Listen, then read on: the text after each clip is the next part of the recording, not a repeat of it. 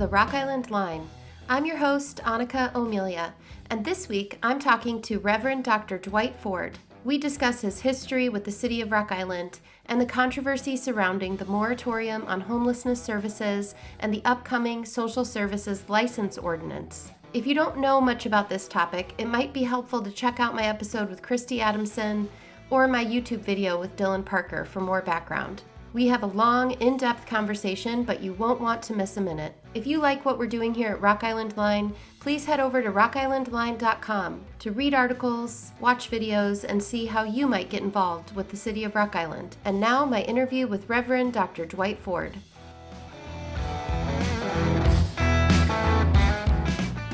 I'm here today with Reverend Dr. Dwight Ford, and I cannot thank you enough for coming on the Rock Island Line.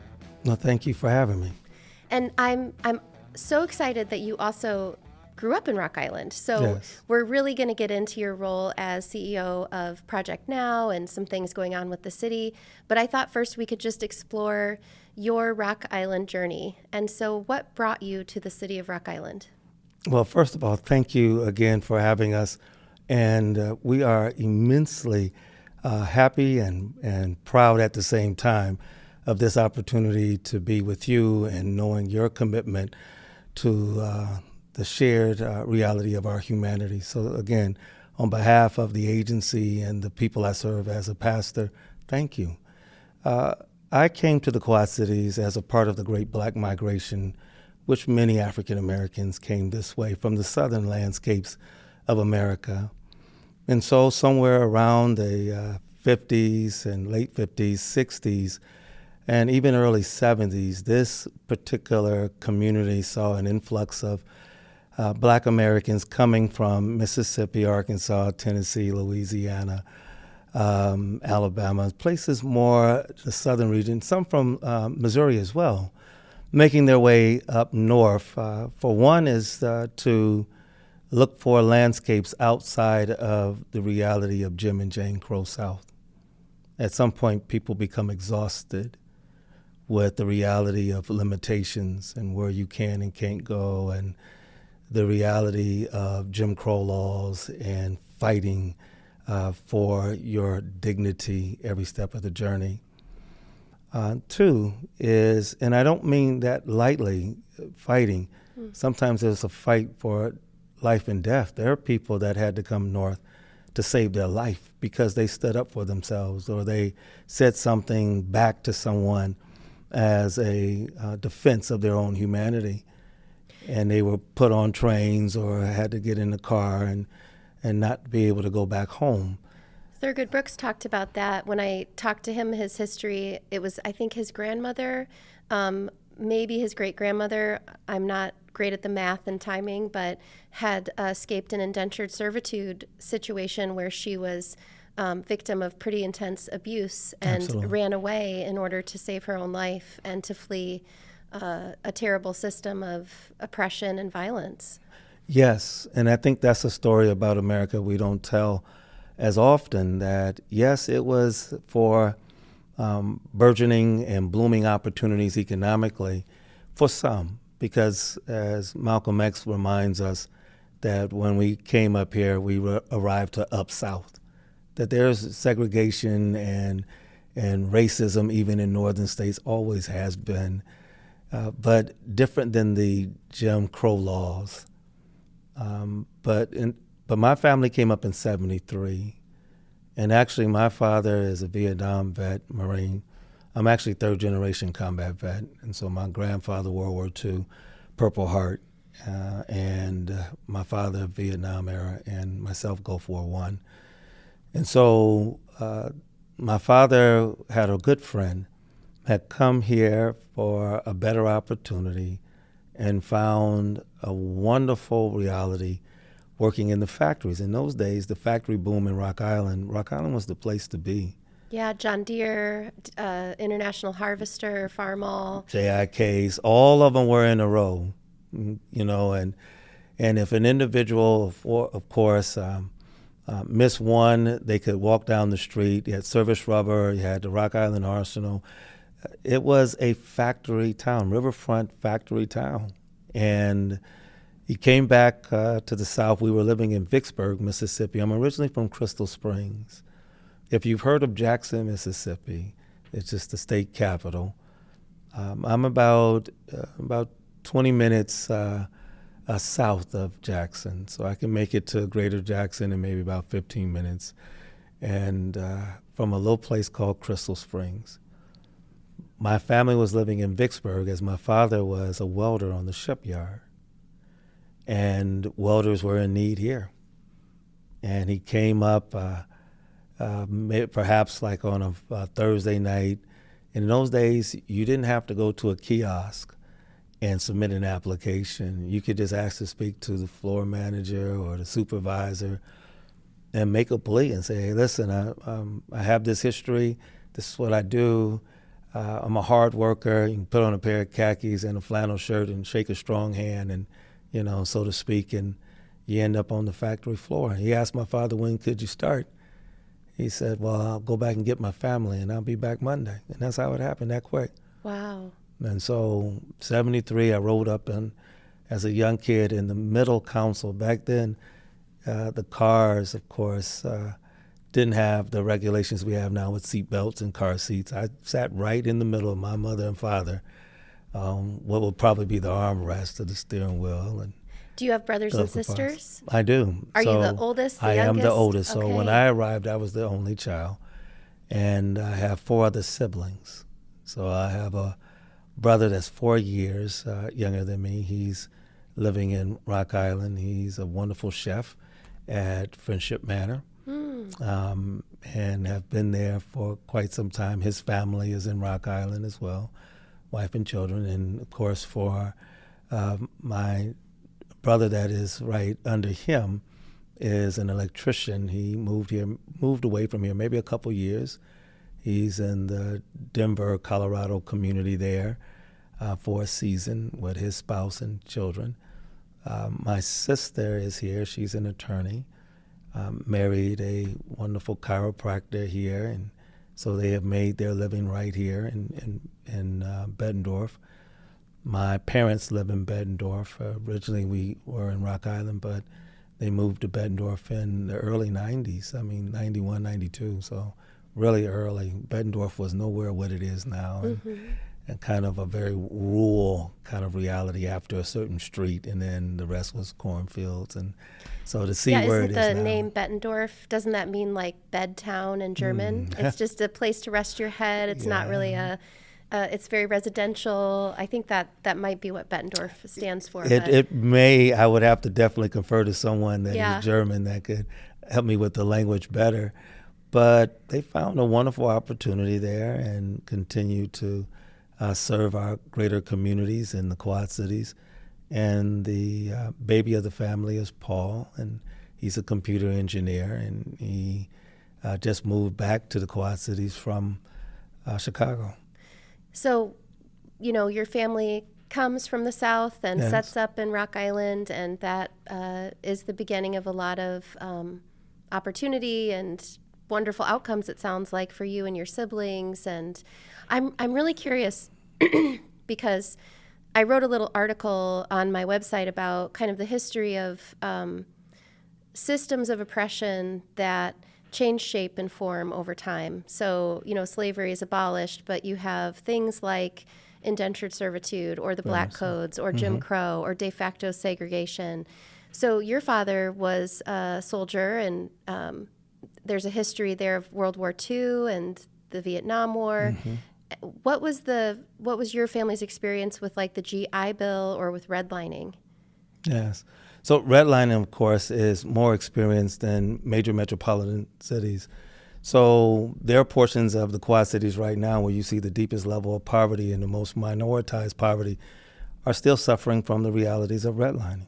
I think the west end of Rock Island Absolutely. and the downtown area were graded.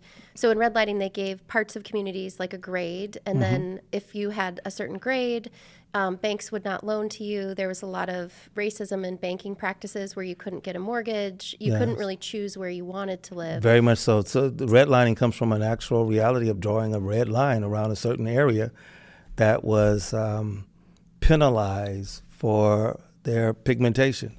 Did your parents run into that then when they came from the South? Could they have lived anywhere they wanted to in the Quad Cities, or were they pushed through banking practices or limitations in the GI Bill that, because my understanding is the GI Bill also wasn't administered equitably. Fairly, that's right. Was that part of your family's story where there was still some limitation of where you could choose to live, or what? I'll answer it this way. The first year, we moved to what is now Maple Ridge. It was Riverview Apartments there.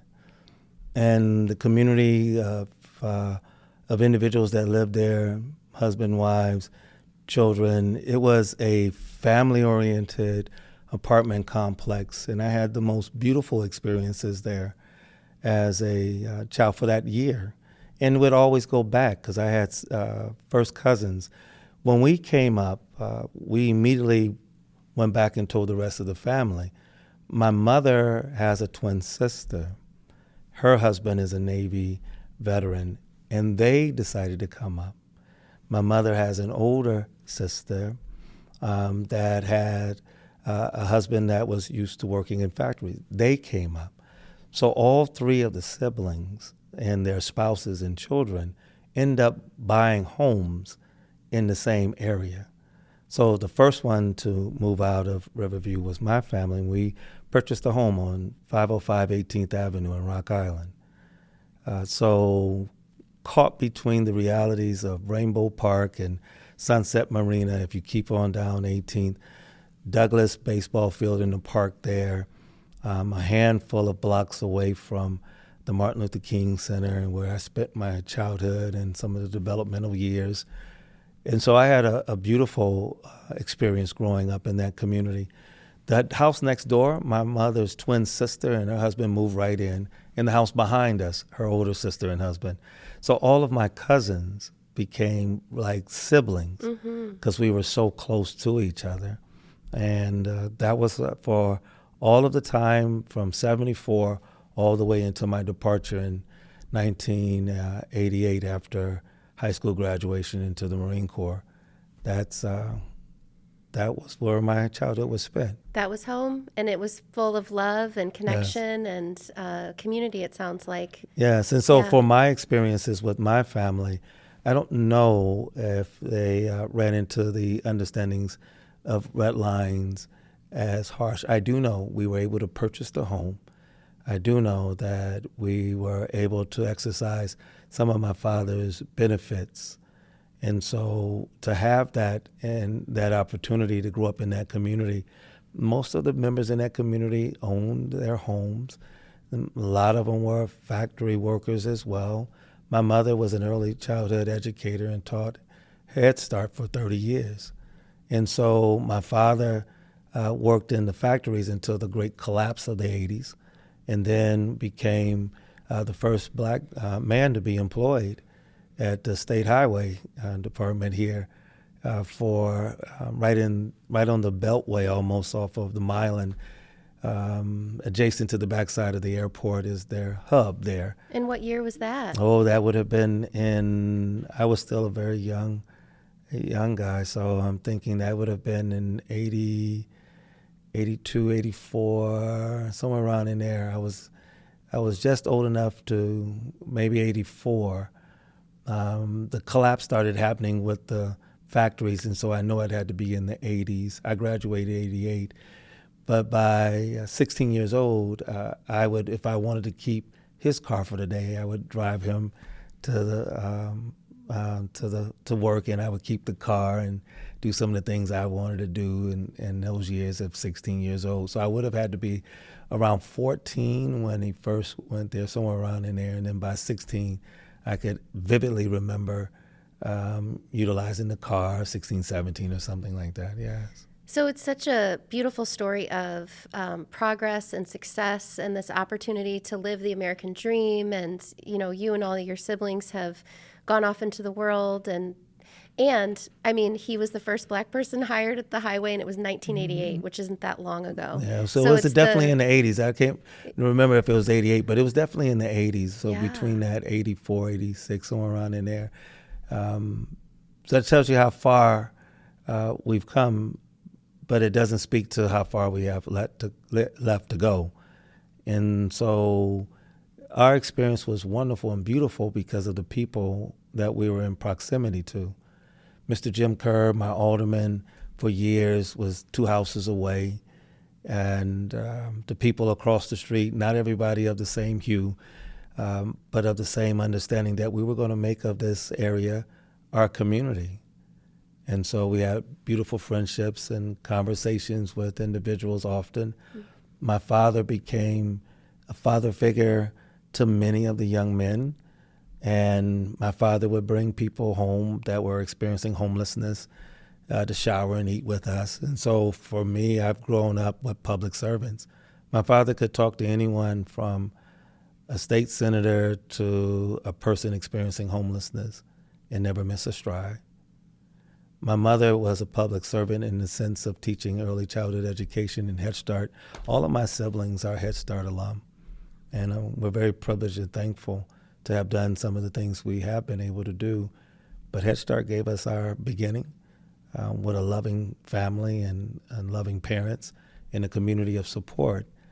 And to be able to see where we could go as a family has been something of major import and a sense of bearing, because we know that wherever we are, we're never too far from those humble beginnings.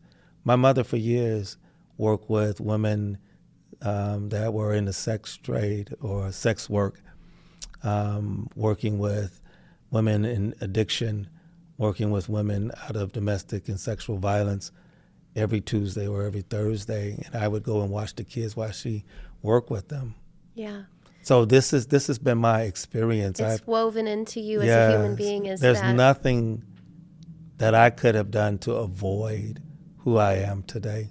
And I know a little bit of your biography, so sure. I understand that you went off and served in the Marines, and yes. As you're serving, something happens and you're asked to say a prayer, and through that experience, you're thinking, maybe you're following in your father's footsteps a little bit, that a love of using words to be healing and belief in God, and so I know that you have a doctorate in divinity from Harvard University. Am I getting that right? Well, actually, my master's is from Harvard, and my doctorate is from Garrett-Evangelical Theological Seminary at Northwestern. Okay. And I'm a Northwestern alum in their undergrad program. Wonderful. So what years were you in Evanston? So from 2019 to this past June. So oh my gosh. 6 years, yeah. That's amazing. Yeah. So you go off and you serve in the Marines, and then you start to, you have this interest in academics and in divinity or theology, and are having experiences and learning and growing. What stands out, because you've done so much that if we cover it all, we'll have to do 2 segments of the podcast, but what stands out in those years that you were away before you returned home to Rock Island or back to the community? Well, wow, that's a great question. So what stands out, having a chance to have pastored in as many cities, and I've come back to the Quad Cities twice, brief stints, but back twice for pastoral responsibilities. But going away for the very first time and having a chance to see Saudi Arabia and see Kuwait and see Italy and see Rome or see Ireland or see Diego Garcia, the Cocos Islands, Australia, Korea, Okinawa. So for me, it just opened up the world, just to be with people, understand people, and journey with people. And I think those were the earliest beginnings of this sense of understanding of a world much larger than the one that you began in, and to see how people live and understand their levels of promise and their plight among challenges as well. Did you inherit your father's ability to talk to anyone, to connect with anyone as you're traveling the world, really seeing humans as humans and being able to be in community? I would definitely hope so. my introduction to ministry didn't come through my personal denomination. It came while I was a Marine. Marines don't have chaplains of their own. We're a Department of the Navy. And so when there's a naval chaplain that cannot arrive to where we are or at a forward station or unfortunately killed in battle, then there is a person in the platoon or the company that is called a religious lay reader. So when they asked for someone in my days of boot camp early on, they asked would there be, we only had two expressions of the faith at that time in the 80s, so that shows you how far we've come. You were either Protestant or Catholic, that was it, you know. And so I raised my hand to be the Protestant, and every Sunday I would go and train under the chaplain. So if the chaplain could not be where Marines were, then there would be a need for someone to be able to do last rites, serve sacrament, be able to have study or proclamation of message and sermon with the people, and that was me. Wow. I could do everything except for counsel because I hadn't been seminary trained. And so I never thought I would get a chance to utilize it while I was in the Marine Corps. I knew that in those days in the boot camp that I was being trained. And as a Marine, I still had to facilitate all of my regular military occupational specialty duties. You were still doing push-ups. So that's that. You don't get out of anything. Yeah. And so my first commitment was to my MOS. But in my last year, as a part of Marine Security Forces in an advanced naval station in Diego Garcia, and the chaplain had to rotate early, and the naval officer that was in charge of the island. It's a strategic location. It's a rock in the middle of the Indian Ocean, British Indian Territory. At its widest point, it's only 1.5 miles wide, mostly jungle strip. Had a community of Mauritianers that were contract workers, Filipinos, contract workers, and folks from all over the world working at this advanced naval station, maritime fleet out in the bay or the past the lagoon in the ocean. British Royal Marines, I had a chance to train with them. So we're in anti-terrorism, high-speed, low-drag, jumping out of, rubber boats and all this. Really, for those that have the appetite for it, you kind of living what you had anticipated and, so to speak, the dream of doing some things that kind of keep your adrenaline up and open. But when the chaplain rotated out, I was asked, could I facilitate the chapel services? And I did so for the last maybe 9 months of the time there. I was there for a year. But I had to preach to everyone that was expressively Protestant, and even some that were of the Catholic understanding, I had to preach to. So that taught me a lot about how to communicate, because denominational and theological understandings can often at times divide one another. And I had to keep the main thing. That taught me a lot about how to work with humanity. To be able to go to a place where people depend on that message. They're so far away from home. Everyone's under stress. And so in those few minutes, people are one. It's a shared understanding of our common humanity. And I've never taken that for granted. So the church I pastor now is equally expressive of that. You'll find people that grew up Catholic, Lutheran, Baptist, Pentecostal brands. You have to know something about everyone to be able to relate. So you don't start conversations for agreement. You start conversations for understanding. And if we're in any relationship with anyone based on agreement, then we've missed an opportunity to understand. Because as soon as I find out you and I don't agree, I check out.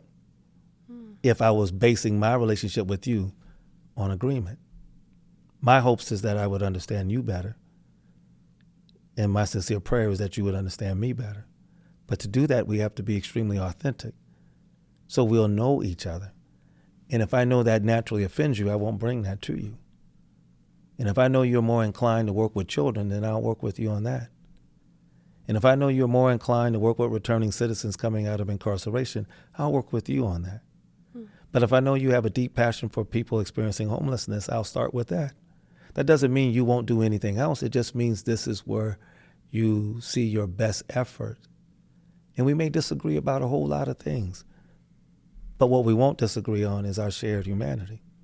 Yeah. And so those are the things that I hope I have inherited from my parents, that you make of people your friend. And I've always said, don't make an enemy out of someone that just happens to be at this time not your friend. Yeah.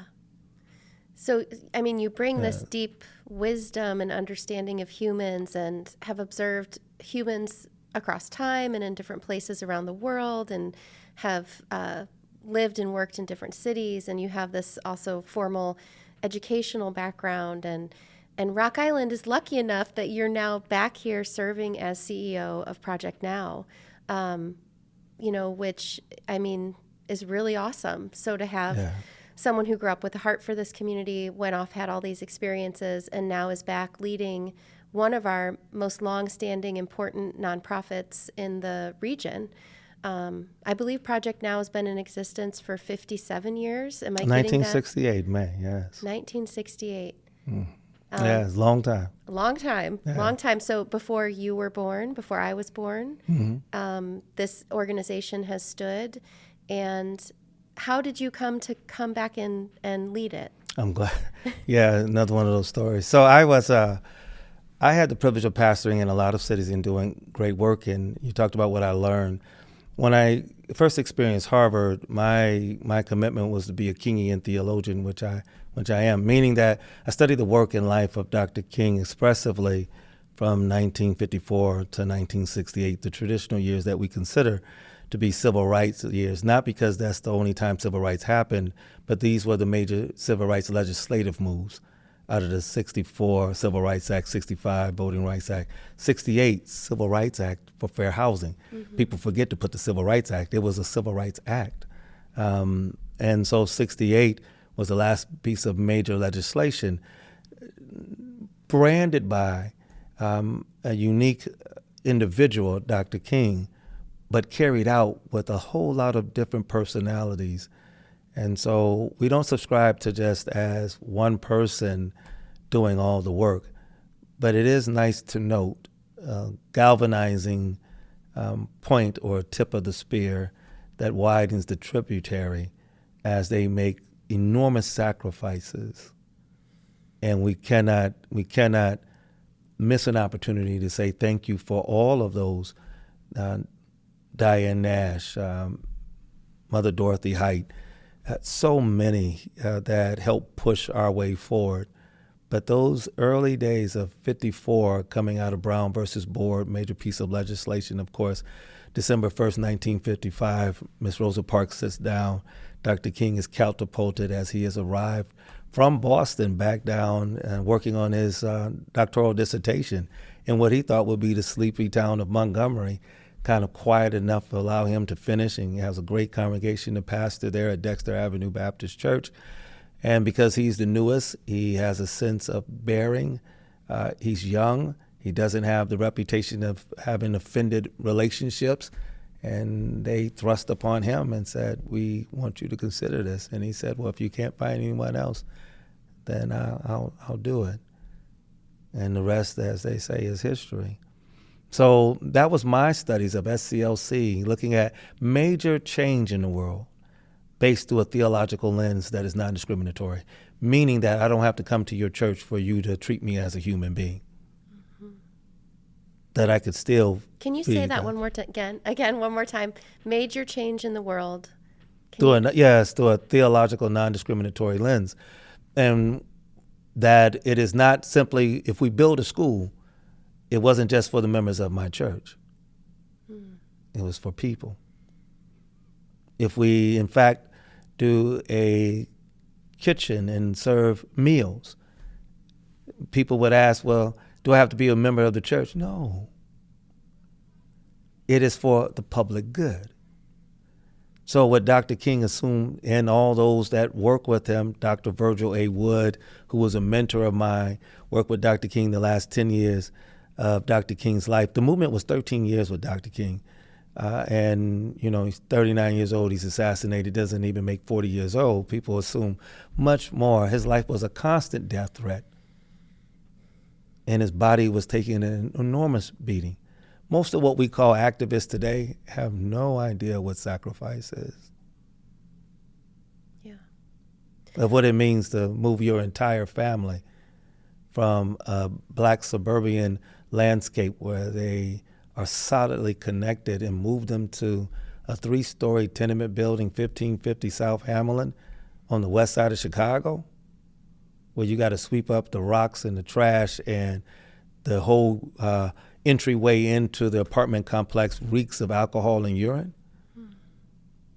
Wall-to-wall roaches and rats. Move your family there for intentional location. Yeah, so to have individuals now, and I'm not making this as a judgment and trying to hurt those that claim to be activists. I'm saying when I go to Cali, Colombia, or Havana, Cuba, their activists talk about death very freely. Mm-hmm. When in the service I'm in Cali, Colombia, they're singing songs, and I'm with translators, and I'm asking what are they singing. It's not what you and I would call a praise and worship service. They're singing sorrow songs because their family members have been hacked to pieces and left as an example as people are trying to run them off the land. Yeah, and all of that threat and violence, yes, and push and kind of coming from a person who, in my understanding, is preaching and talking about what you just said, that is, you extend your love beyond the people who are standing right next to you, who look like you, who worship the way that you do. You push your love out everywhere. And how dangerous that philosophy and theory was to the structure of the United States, that this powerful message of love your neighbor as yourself, of, you know, all people are inherently valuable and worthy and beautiful, that became this really dangerous message to a society. Yes, it's interesting, isn't it? That love is definitely a force to be reckoned with. It is, as Dr. King would say, unarmed truth. It's the highest expression of our humanity. So when I pastored in Sacramento, I worked in and among folks that were sex workers, people with the reality of living with HIV and AIDS.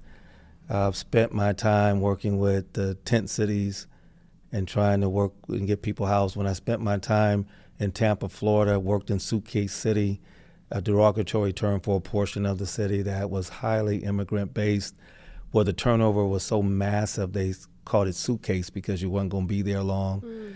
Undocumented workers, individuals being used for day work and not even paid, put them on the back of a truck, take them out work for 12 hours, then get back and say, well, come back tomorrow, and the truck never comes back tomorrow.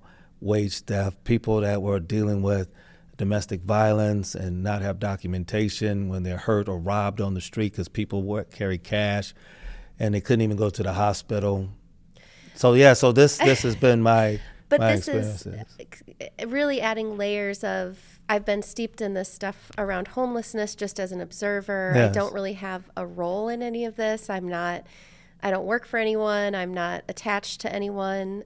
I just grew up in Rock Island. I love Rock Island. I love people. Yes. But witnessing from the outside the controversy around the Lift Now shelter. And so, everything I've been following, to see you, bring with you to that moment the perspective and experiences and gravity of a historical path that we're walking toward loving one another and taking care of the poor and, changing society and to arrive at the moment where Rock Island is struggling with a very watered down, like, it's an issue, but like kind of in the scheme of history, a non-issue that we ran a shelter for 90 days and it was inconvenient and there were real concerns. And I don't mean to downplay any of those, but hearing your history that's brought you to this moment, to this place of leadership, to this moment of leadership in our city,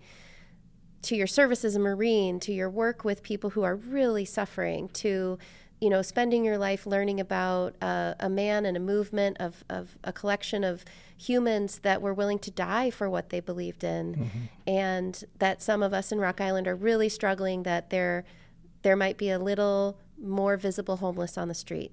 And so the passion and the perspective and everything you bring to the moment.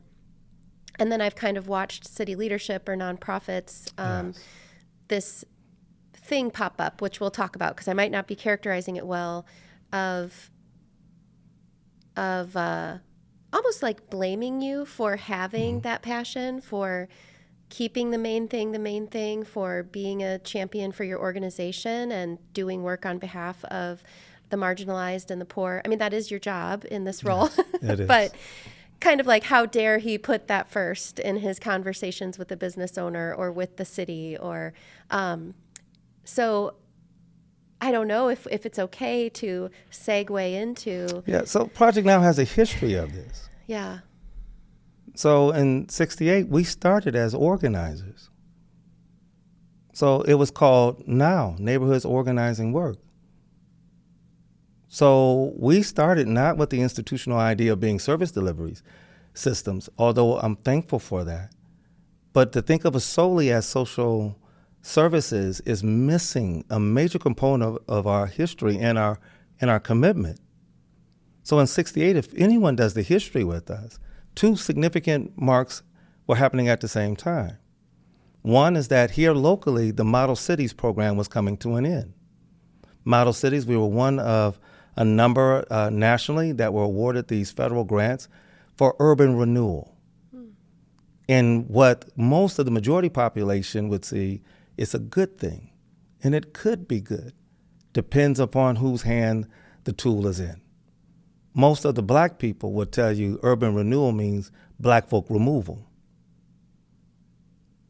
And so up until that time, you talk to any of the historians in the black community, will tell you we had a thriving black community, that many didn't even go downtown for nothing because all of the businesses were on that end. Now, they weren't all black owned, but they were black adjacent. And we had wonderful relationships. I see my Caucasian brothers and sisters stop me all the time and say, hey, I grew up in the West End. I grew up on this street. They're proud of the fact. And they list off the families that they associated with because it was indeed a total community. So to have the trolley car that runs from south to north and to have it stop in that community, to have our own speakeasies and have our own movie theater, the Rialto Theater, right where the King Center is, that was a movie theater. Learners, the car dealership was right there. The historic spaces where schools were located in that area, what we call the Rock Island Academy, now was Hawthorne Urban, and it began on that side of town as well. Orthodox synagogue there, where you would see the Jewish community walking the Sabbath, to honor the Sabbath, to worship. That was all on that side of town. And after that, and I'm not saying it was all bad, but I am saying, why don't we have the influx of small businesses that we had there?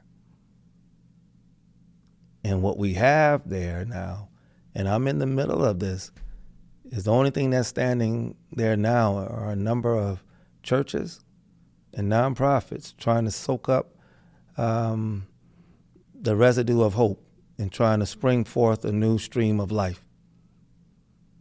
Fighting hard, but we need an economy there. You can't rebuild this economically devastated communities solely on the backs of nonprofits. And neither can downtown survive without the partnership in the provision of its nonprofits. Yeah. We need each other. Yeah. And if you have all of one thing and not the other, that's not a community. And any community that thinks it can solely invest in brick and mortar without investing in souls and human beings is going to miss something terribly. And, you know, this historic agency, it's been around since 1968. It's more than a service delivery provider. It is an organizer. in some ways you probably function in your relationships across the state as a think tank, as a Nice. advisor on how to do policy, how, like Project Renewal that didn't renew cities. Some of the ways we do housing and poverty policy now serve to probably further disadvantage people rather than ever give them a chance to actually get out of poverty. So when did, for this current kind of controversy, when did it come to the attention of Project Now that you were not viewed as being a positive part of the downtown or a positive partner? I know you have about 42 people who work in your location where the building you're in now. Mm-hmm. I assume that those 42 people helped keep that area afloat in terms of frequenting restaurants and being involved when nobody was there. I mean, the building you're in now was empty for 7 years. Absolutely. It was a ghost town, and your employees were some of the only everyday people down here eating and contributing to the economy when no one was here.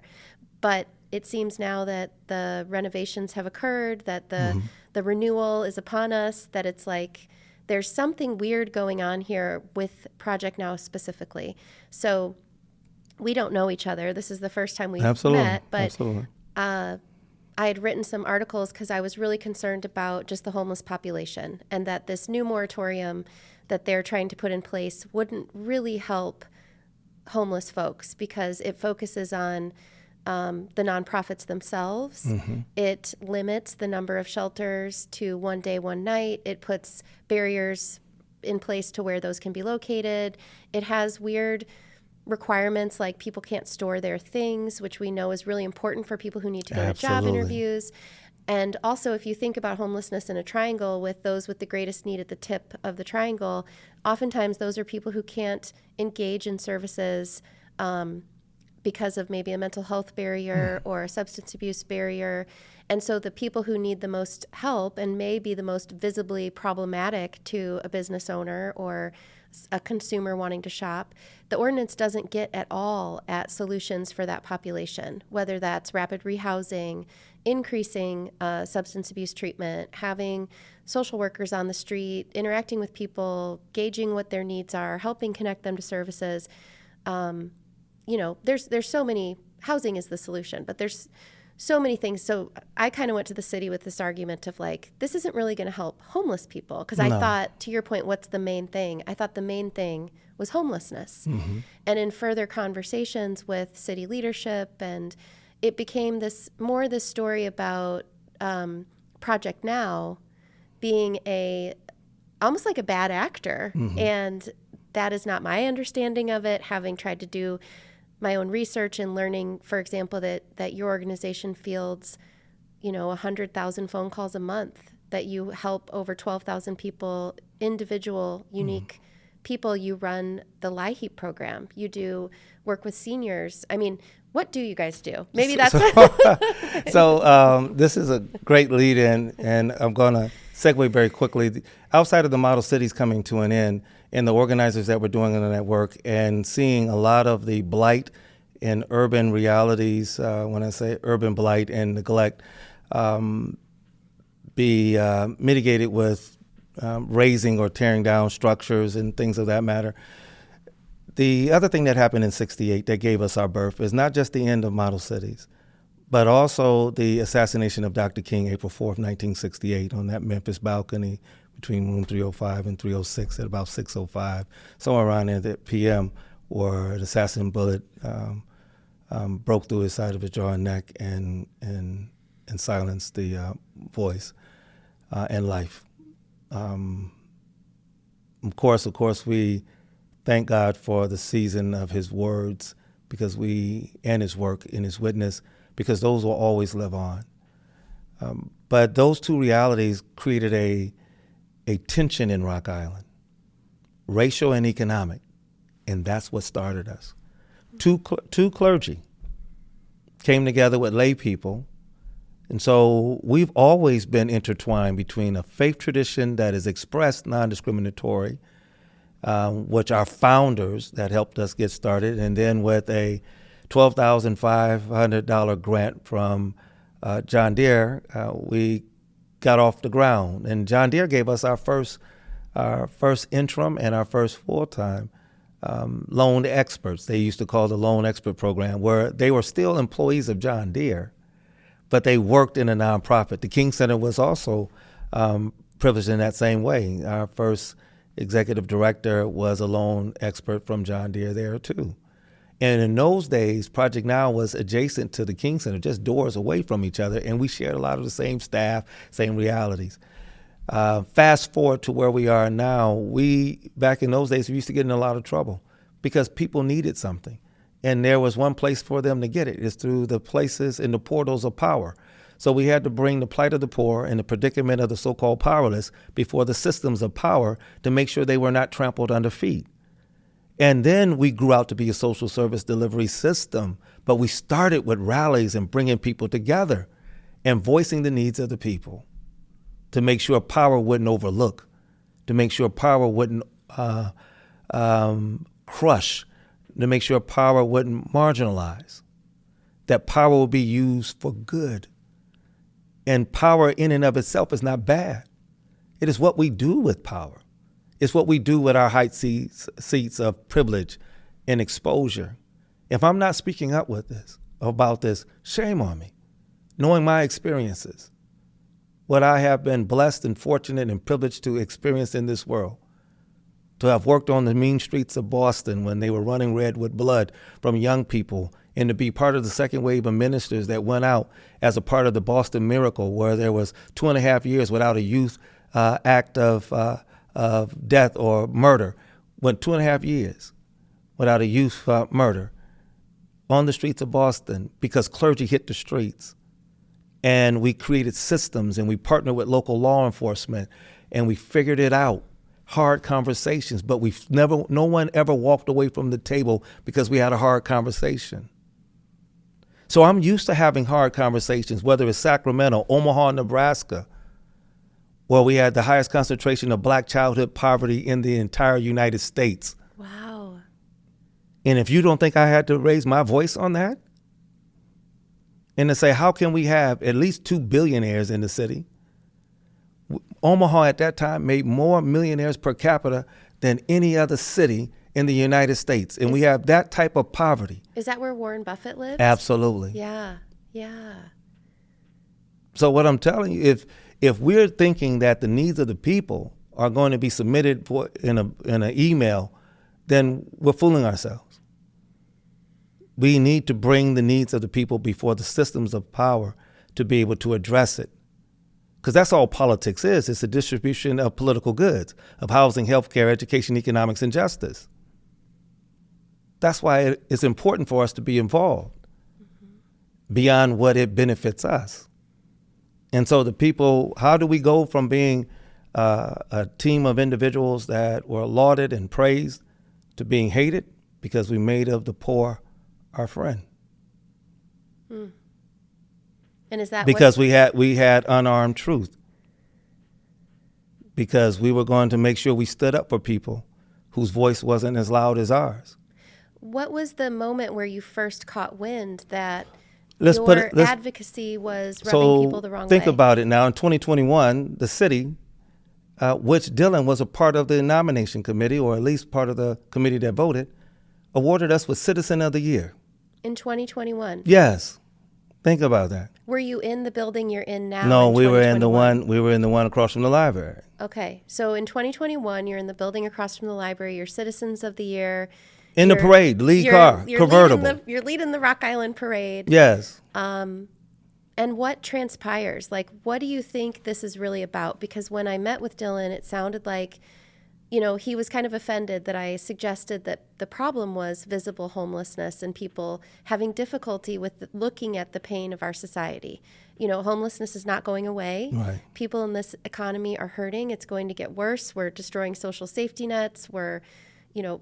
This is a pain. It's an exiled part of a community that holds pain is our homeless population.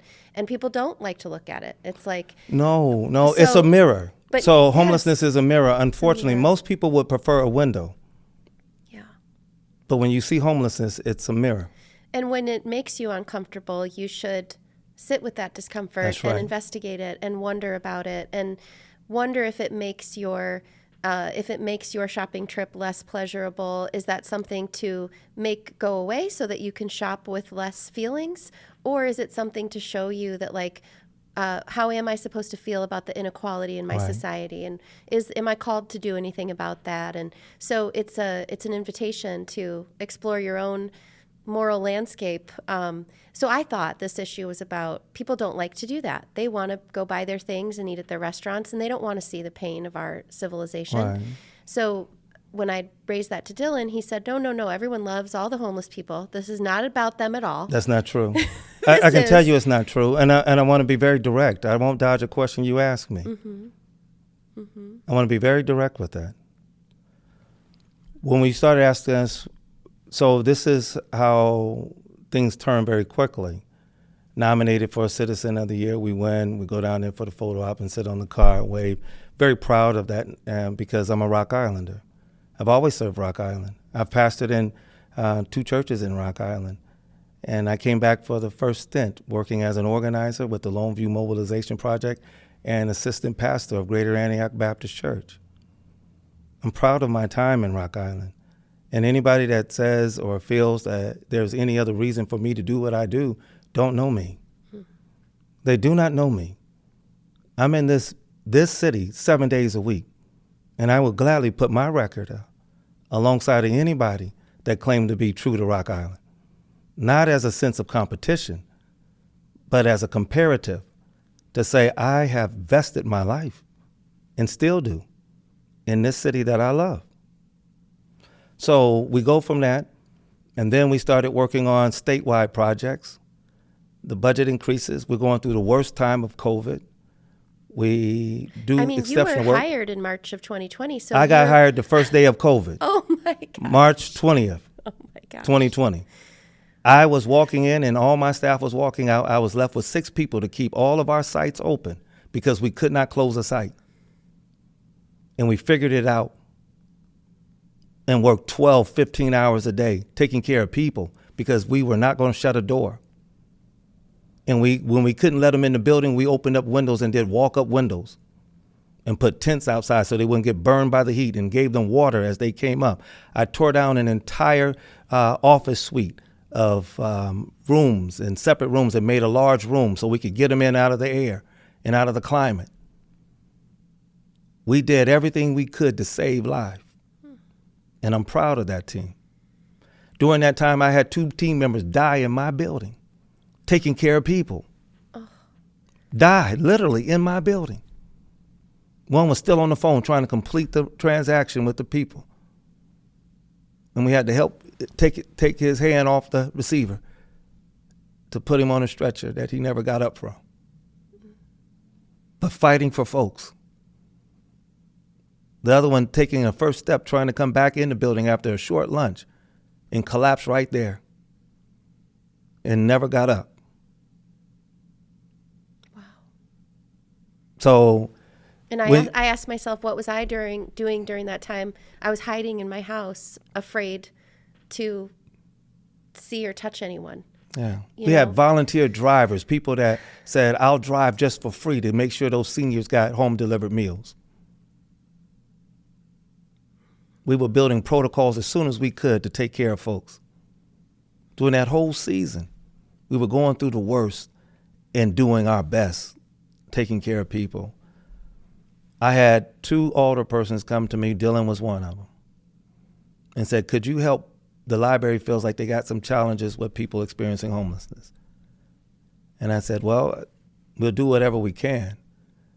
And at that time, I said, maybe this is a good season because someone is saying that our sister organization, Humility, may not open up the winter overflow. There's probably only one other organization that can step up and take it. It'll be us. So until that moment in time, there was none conflict, at all. No drama. I'll tell you this. When I say none at all, I say that tongue in cheek. You know that when we purchased the building was a major challenge. And if you read Tom Lowry's piece on about 2 weeks ago in the Sunday paper, where former Mayor Tome said they had plans for the building, the Class A building that we purchased, the building that sat vacant for all those years. So there's a big black windowed building on the corner right across from Soy 2 and from El Patron, and that used to be where the Blues Brothers statue was outside. There was a big fountain. Former Wells Fargo, lower Yes. level. That building was empty for about 7 years, and you were looking to move and wanted to purchase that building. And did they actively try to stop you from purchasing I will it? tell you this. We looked in every city. My board told me go where the best opportunity is. And I never wanted to leave Rock Island. And I said I would go and look for the best opportunity. But deep down inside, I wanted to be here. We have the worst numbers of concentrated poverty in the entire Quad City region. Rock Island does right now. The worst number of disconnected youth from 16 to 24 that are not in high school or not working. I wanted to be here. We have the oldest housing stock in a concentrated area that's dilapidated in the entire Quad Cities happening here. We got 1,900 housing units, 1,900 of them that are vacant. I wanted to be here. We got empty lots that haven't been revitalized for decades. I wanted to be here. This is where this is ground zero. That's why the whole work of West End revitalization was possible, because the need was there. 46% of our West End friends live in poverty. That's right. And so I'm not saying other cities don't have as much poverty or Well, what I'm saying. They don't. I'm not saying that they don't have their own challenges.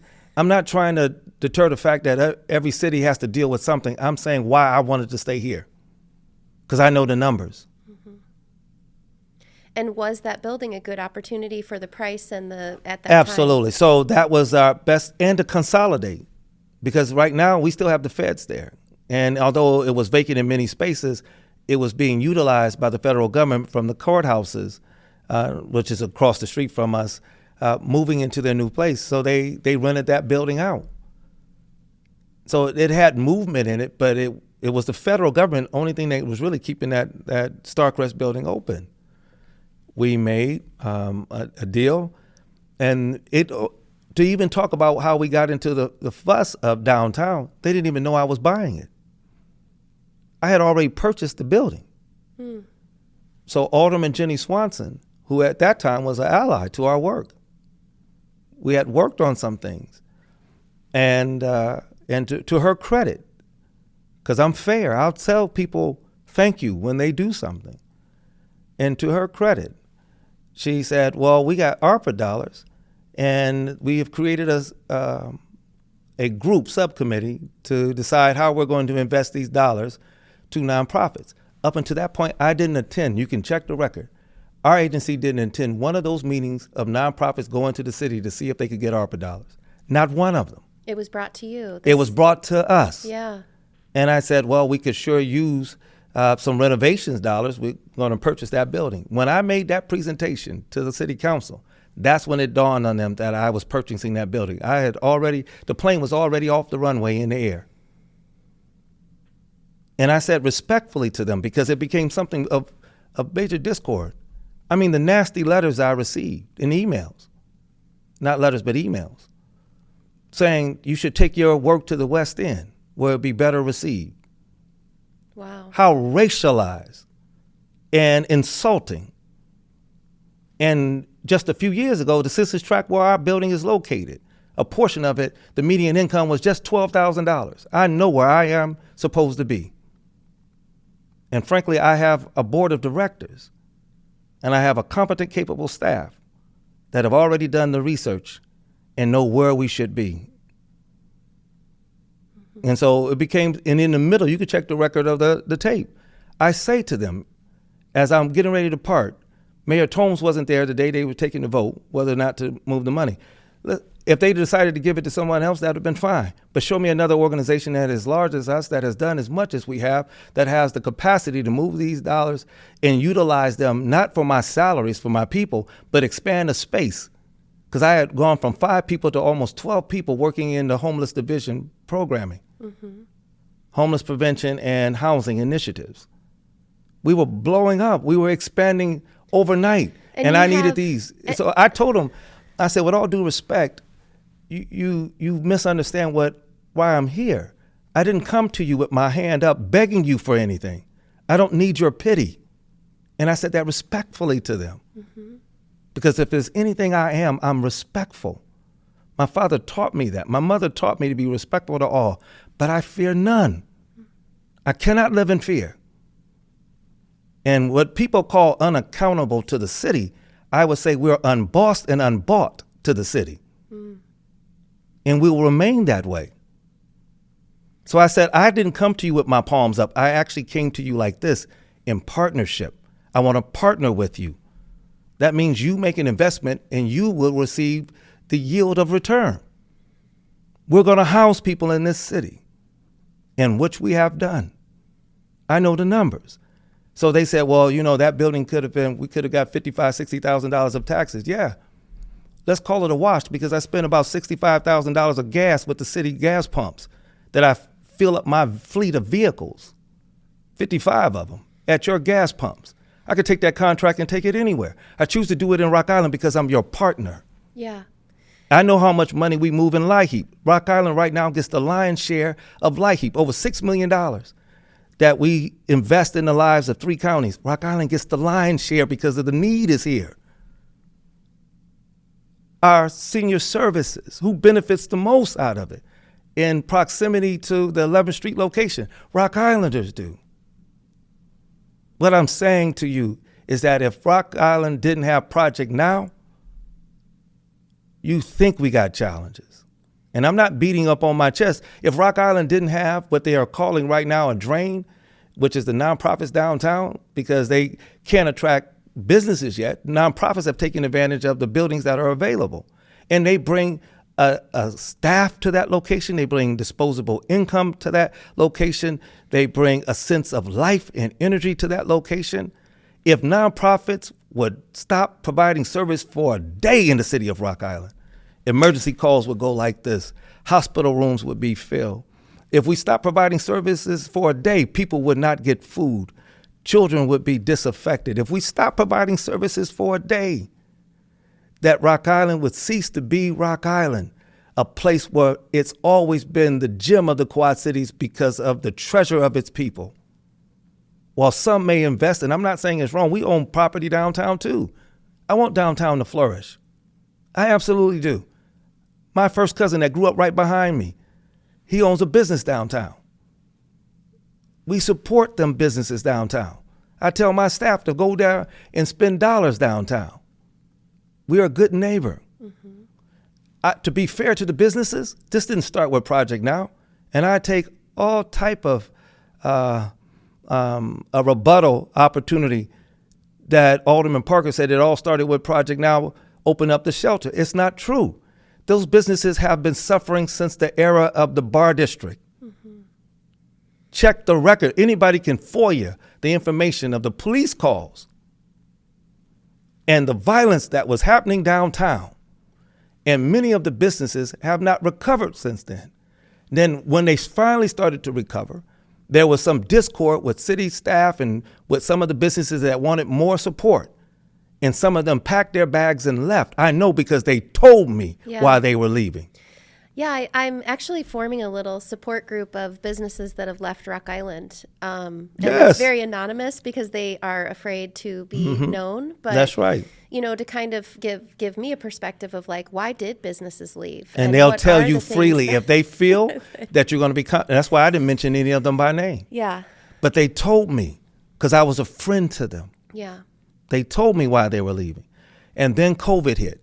Oh. Then after COVID, they thought that they could finally take a breath. Then the construction hit for almost 2 years. And so then we opened up the shelter, and they felt as if this was a straw that broke the back. Now, to be fair to the business owners, it did not start with us. But I do not say that they haven't had a challenge on their hands, and they're just trying to survive. So for people that don't think, sometimes people look at you, you're just a bleeding heart liberal. You don't care about what business and all this. You probably hate free market and all this kind of stuff and capitalism. My family are serial entrepreneurs. I know what it feels like to take your life savings and invest in something and watch it grow. You don't understand that. And I said this before to some of them. My undergrad is in business. My doctoral studies has a component, not just of theology, but economy and economics at Northwestern, at the Kellogg School of Management. Mm-hmm. You don't understand me. You don't understand our work. Rather than ask me, you make heavy assumptions about what we're attempting to do.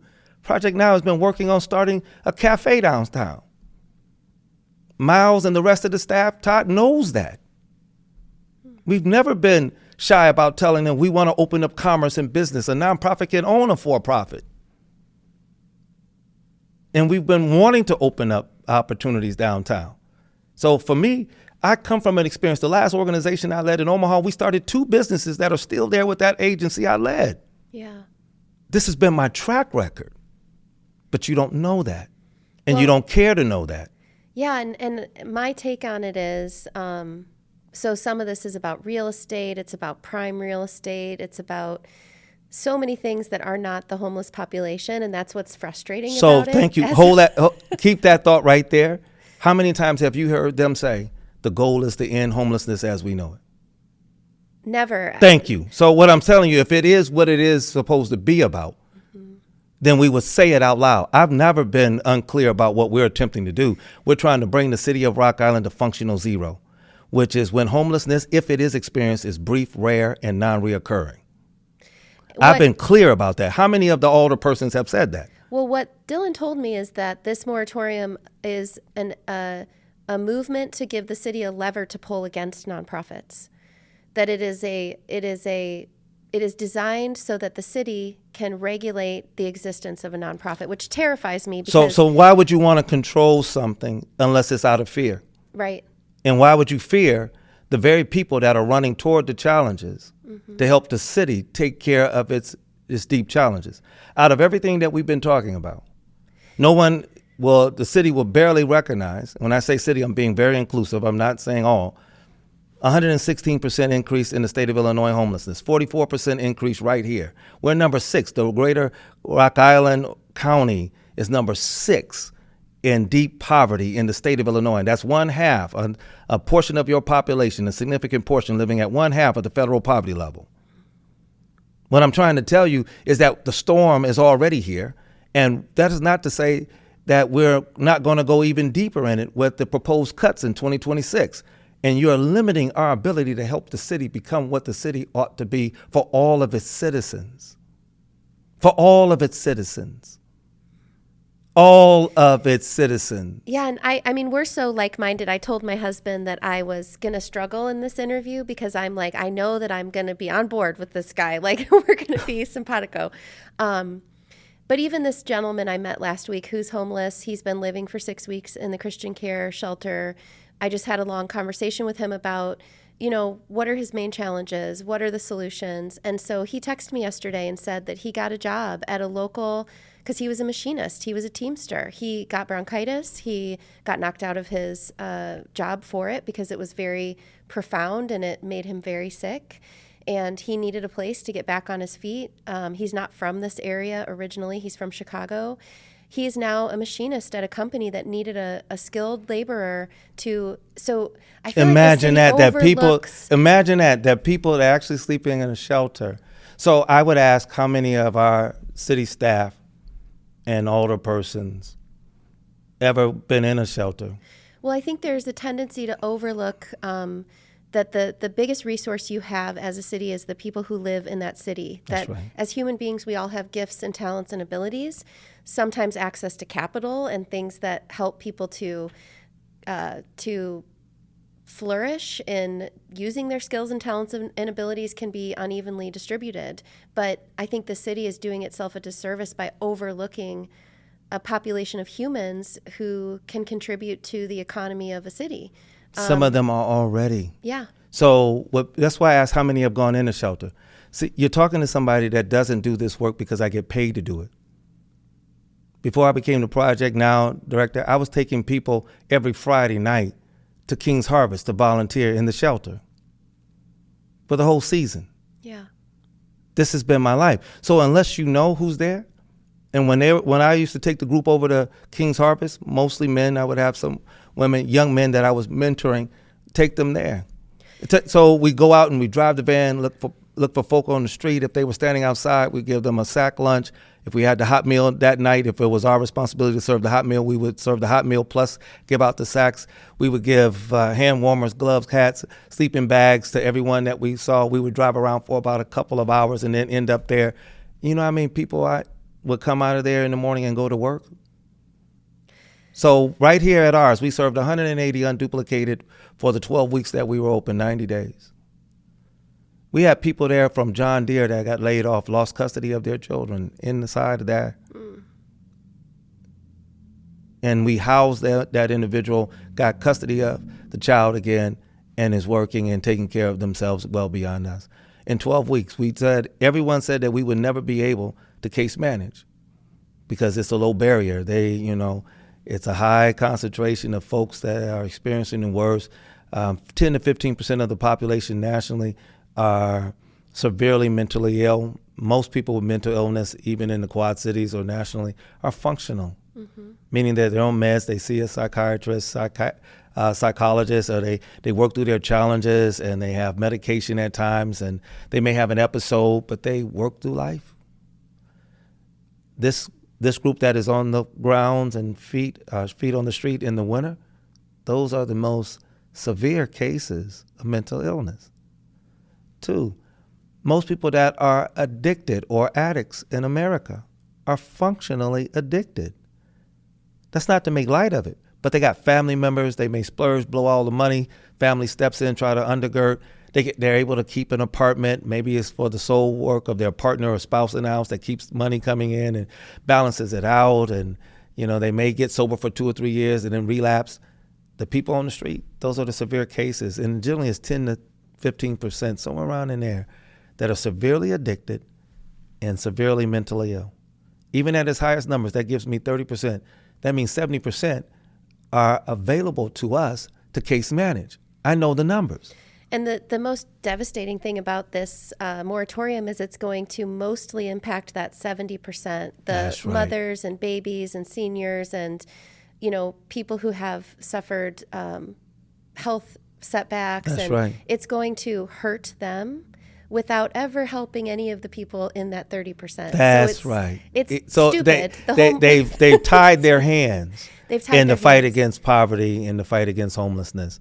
So you're this extremely qualified community partner to help this city with its number one obstacle, which is our high poverty rate. And the city, rather than partner with you, not once has the city ever come and say, we would love to partner with you on poverty policy. None. We don't really have poverty policy, even though our poverty, and I wonder too, my take on the city in some ways is it's been a city that has functioned for some on top of poverty. So being a poor city, there's a functionality there. There are tax dollars that come in. There are incentives for and they write for the grants. You can write for grants. You can bring in a developer who's going to, bring their arms of their for-profits in to do the work. That's right. But the people in the city since you were a child, since I was a child, have not gotten more wealthy, more prosperous, but some small segment has, and it's a city that if you're in the know, you know. So you have to ask yourself, why do we keep depopulating? When I first arrived here in 2012, I was the director of the King Center. That's how I got back here from Omaha, Nebraska. I had been wanting to come back to the area. We were 45,000, close to 46. 36,000 and still going backward? Mm-hmm. Why? Because people are starting to say the only way to move up in Rock Island is move out. Yep. And I'm trying to anchor people here. And so rather than this weird thing for my life is intentionally living in Rock Island. You talked about the families that intentionally locate somewhere. That's right. Because most of the kids from my high school class, most of my peers have gone to bigger cities, or if they've chosen to be in Rock Island, they've gone to different cities in the Quad Cities that are richer, basically, like more affluent. And so there is, but some of my ideas for Rock Island is that, I don't know, this probably sounds woo-woo, but the point of life is to be in a community and to be with people and to live in the world that you actually live in. And if you move away and put yourself behind a gate and then a Right. bridge, and then so that you never have to see the world that you actually live in. And you can kind of live in like a fairy tale of that's not reality. Yeah. To me, that just, I'd rather live here and be a part of my community and love people and be connected. But I think that there is also an opportunity to use that as like a recruiting tool to get like-minded people to move to Rock Island.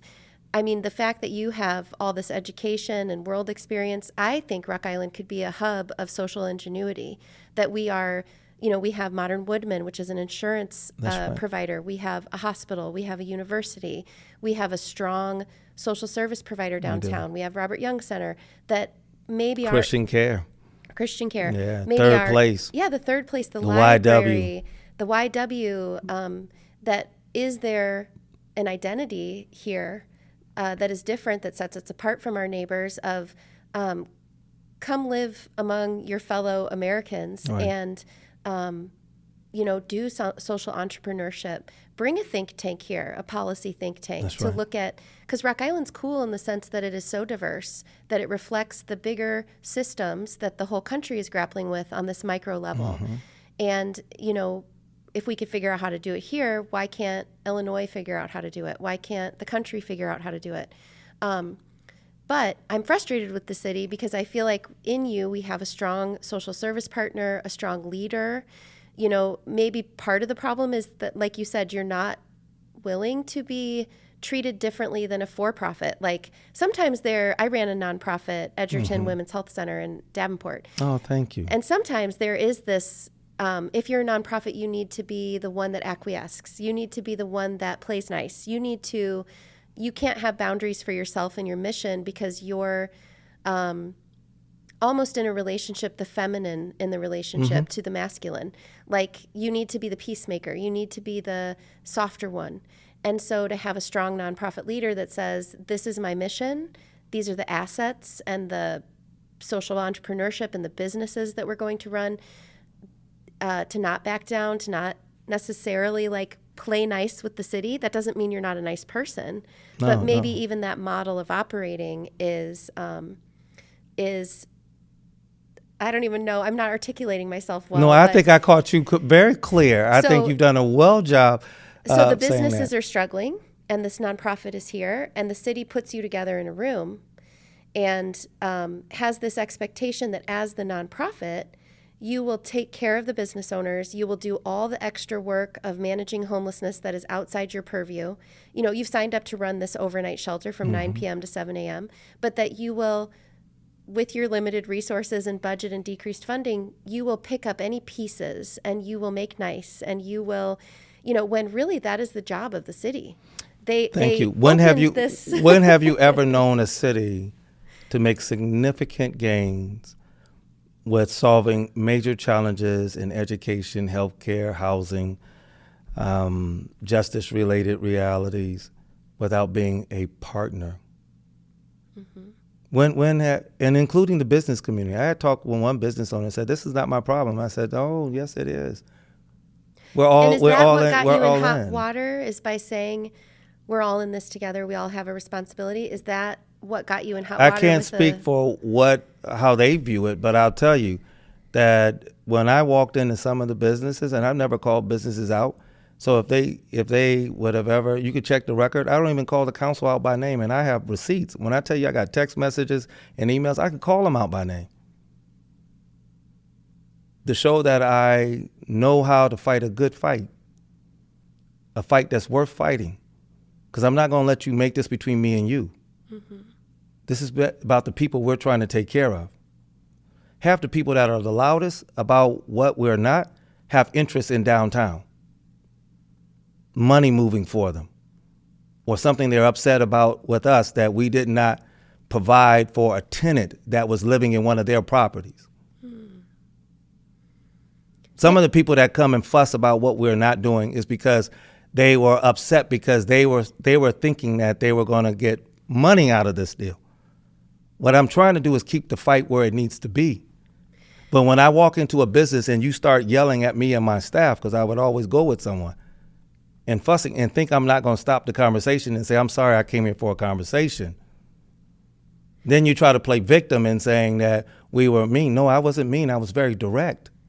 Because we're not going to come in here and be accosted or beat over the head and yelled at and fussed at like we are some children. I am not in nonprofit work because I'm a flunky out of corporate America, that I couldn't find a job in corporate America. I'm in this work because I am called to this work. And I do this work very well. And I know when people say, well, they don't have anything that holds them accountable.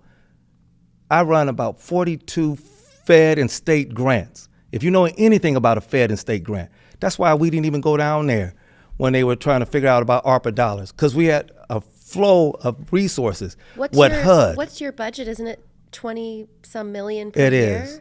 So you're managing a $20 million budget. And when I started, we were 12.5. Wow. In 2020. So what I'm telling you is that when people talk about who we're not, and these are the same individuals that have never led an organization, that have to worry about payroll, that have never worked with the human bodies of an individual sitting outside your building at 4:45 p.m. on a Friday, and you know you got the clock ticking at 5, and you're trying to see how you're going to help a mother with 2 children in the back of an SUV with everything they own, and they're saying, I have nowhere else to go. They told me to come to Project Now. And I know that most of the nonprofits that I need to be able to associate with and work with that night are going to close their door in about 10 minutes. And I got to try to figure that out. Tell me which one of them walk out the door on Friday night having to deal with who they couldn't help. Yeah. And seeing their faces. They see numbers. I know these people's lives. Yeah. Tell me how many of the homes they went in and seeing water running down it because water runs in from the roof and slumlords won't take care of. While you're trying to fight us, take care of all those violations of ordinances out of property owners in the city of Rock Island that need someone to hold them accountable while you're trying to hold nonprofits accountable who are already accountable. I'm raked over the coals by HUD, IDHS, by IDA, all these major contracts. You're subject to independent financial audits. You're being reviewed and monitored all the time. That's the sad thing for this ordinance, is to regulate and license people who, as social service providers, often have very many tremendous layers Office of Children and Families with Headstart. Yeah. I am raked over the coals, which we say, and for us to operate that budget at what we have and operate at a 5, sometimes 6% at the highest administrative fee cost. Tell me who does that. So that means that for every dollar you spend, 95 cents is going out the door. Goes directly to a consumer, to a client, yes. basically. Wow. So when they have the nerve to try to talk about what we're not, you should do some homework first. So you're this valuable, strong community partner, but the way that you operate is not to, you're not operating in a lens of kind of like minimizing your mission in order to placate, or you're not going to undermine your own mission on behalf of a city.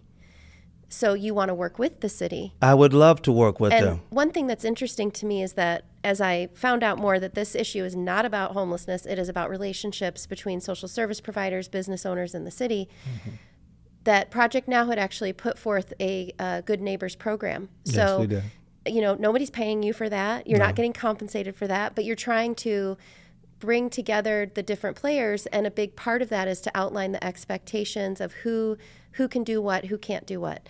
So, you know, the city walks you into opening the shelter. It's done in 6 weeks. Nobody died. It saved lives. 8 people were housed as a result of it. And by the way, we couldn't even open the door without the city's support. Yeah. And I've given them credit for that.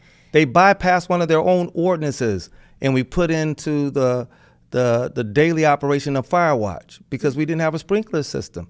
And at that particular time, I told them, you have my word, I will never operate another shelter out of this location. Now people are going around and saying, of course, we can't allow them to do another overnight winter overflow shelter, low barrier, because he already said he would never do it again. I've never said that. But I said I can't and will not operate it out of this building again. Out of ode and appreciation for the city that gave me an opportunity to take care of people and secure and save lives for that season, I said, because we don't have the sprinkler system, You don't have to worry. I won't operate out of this building again, any shelter. And you did it in 6 weeks. 6 weeks. And yeah. you saved lives, and people were housed, and Yeah. a baby as little as 6 months old and a senior as old as 73 That's right. were safe from the elements. And was it 3 families during that was time. it overwhelming? Did it go perfectly? No, because no. any business venture, any entrepreneur, anybody will tell you the first time you do something, there are going to be kinks, you have to work through it. But what I am bothered by is that somehow, because you opened the shelter, all became your job. And this division of labor in the relationships, Yeah. the city had legwork to do. The alderperson in this ward had legwork to do. It wasn't just on you guys to prepare everyone. And when business owners started to complain and give pushback, you did go meet with them to say, here's what we can do. To the here's mayor's what we credit, to the ones he sent me, he would text me immediately. When I'm talking about mayor, at the time it was Mayor Tomes. Mm-hmm. Mayor Tomes and I haven't agreed on everything. But I would stand up in a meeting and say, thank you for sending those text messages, because I met with those businesses. Was it easy meetings? Absolutely not. But they were necessary meetings. And I'm not afraid of creative tension, because if it can get us to a better solution by asking the hard questions behind closed doors. It's a better community to live in too. Like when you said earlier that when you meet with someone, they're really going to know you. Yes. You're not going to go in and hide your intentions. No. Or it's not playing nice, but it's, like I love Sarah and Jose. I think they're awesome. This is actually their property. I rent from them. Wonderful. I've heard them talk about coming to Rock Island and being blown away by the generosity of the people who eat in their restaurant. They've never worked anywhere where you don't know what anyone has or doesn't have. People are buying each other meals. They're taking care of people. So, but they are also had their streets torn up. They've gone through COVID. They've had their experiences, and we met with them. Yeah. And we had a good conversation. When I say good, it wasn't a perfect conversation. The city manager was there. Alderman Parker was there. Ron, my chief of operations, was there. And we all sat at the table. And Sarah and Jose, they flushed out all their challenges. I put ours on the table. It got tense. No one ever was disrespectful. Yeah. No one was ever disrespectful. And I said, well, I understand we have some challenges. Here's my card. When you need us, you call us. If you're overwhelmed, call us. We'll be here in less than 15 minutes. And that's part of that good neighbors agreement that you put forward at the... Every time he called, we were there. Every time we would make it there less than 15 minutes. Called on a Sunday morning. Mm-hmm. I'm on my way to worship, and I still had someone there in 20 minutes. Yeah. Sunday morning. And part of that was that the shelter was far away from where people could get food. There was nowhere to be during the day, so they had to come to your other location for warming. So it almost set up a circuit that people had to walk along, and there were businesses that were on that circuit. On that circuit, which we've never denied. And so, but that's not like, it doesn't make Project Now an enemy. It's and this ordinance they're writing is going to guarantee that there will be circuits because they're stopping people with being 1,000 feet together. And so they're going to set up circuits where there will be traffic moving by businesses. And I guess what is unfortunate to me is that the city had a responsibility to say, this is a problem that the city is encountering. And we have a responsibility to come up with solutions to address this issue. That just because Project Now held the shelter did not make Project Now responsible for 100% of the solutions, including what people did during the day. That wasn't your responsibility, but you did step up to the plate and say, okay, we'll let people into our new facility, new lobby, new lobby. I didn't even think twice about it. But new furniture, and for half of the season, because we were partners with our dear and abiding friends at Christian Care, Frank and Cindy, of course, they took the second half of the season. So 21 out of the 24 hours, they were with us, except for the weekends. And that's not what you signed up for when you said you'd do the And I did overflow. it because it was right to do. Yeah. And it put an enormous weight and stress. We're getting ready, as you noted, tell me if the city ever received over, I don't know how many phone calls. When we run our numbers and look at 100,000 calls in a service. In a month, I think. So we shut down the whole system. We crashed the system twice. People say, well, it's so long to get to. Yeah, because people are in need. And we had to go to a call system reality. When you serve 12,000 unduplicated individuals who come back to you 3 or 4 times each themselves, the city has no idea of what we do and who we serve. If I showed those alder persons the numbers of people in their ward that we take care of, 51% of Americans right now can't afford a $400 emergency. 1 out of 5 of our children are food insecure. I thought it was 60% can't afford a $400 emergency. So think about that. Who are we talking about? Yeah. It's not them, it's us. Well, and our median income is $57,000 a year in Rock Island. Yes. Which is the lowest of any of the Quad Cities. That's right. Our average home price is $118,000 median home price, lowest of any of the Quad Cities. That's right. So if, I do think we need regional partners. And what I've told Dylan is, why can't Rock Island lead the way and say, we're going to figure out how to do this and make it more likely that Moline will do it, or East Moline. But Bettendorf only has a 6% poverty rate. Right. Ours is 20 point something. It doesn't make sense for Bettendorf to have a shelter because that is not where the people are living. So there's all these complicated... But do they know what other cities are planning? No. So they're assuming other cities are doing nothing. And they have over-assumed that they've done everything. But yet they want to take credit for what they're doing, but yet they penalize the organization that stepped up to do the most. So you're not doing anything. You should say Project Now has done, because you're taking credit for something that you have. Now, you have shared your portion. As long as Davenport was running the winter overflow shelter, Rock Island city government had nothing to say about it. They would be glad to send their folks that are suffering in the winter at night over there. Yeah. The moment we did it, now they did it for almost, 20 years, 2 decades. We do it for 12 weeks and we fall apart.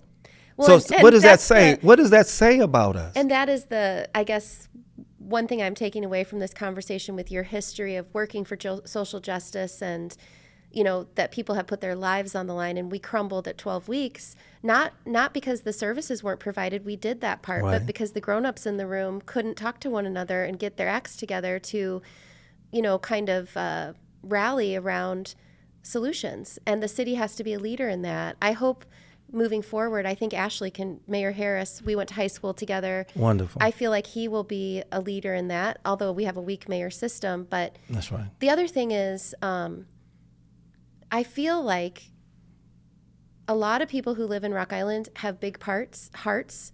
They want to care for their neighbors. They feel deep, spiritual and lifestyle and whatever, just wanting to love your neighbors. And this, to me, this moratorium and this ordinance is antithetical to what it means to be a Rock Islander. So you want to regulate and legislate my ability to love people in my community. It's just wrong. And I think part of the identity of Rock Island, building the economy, getting people to live here, is digging into, so I'm rambling, but this whole branding thing, we paid for all this downtown stuff, and Rock Island is now rolling out their branding kit. And the branding kit talks about the city of Rock Island having grit, having authenticity, where people can be people. Everyone is welcome. You can, it's a place for it's got all these messages that also reinforce that this is the place where you care for people and where everybody can be and can find purpose and meaning and value and an economy. So they're rolling out this branding kit at the same time that they're trying to shut down the essential nature for what many of us it is to be a Rock Islander.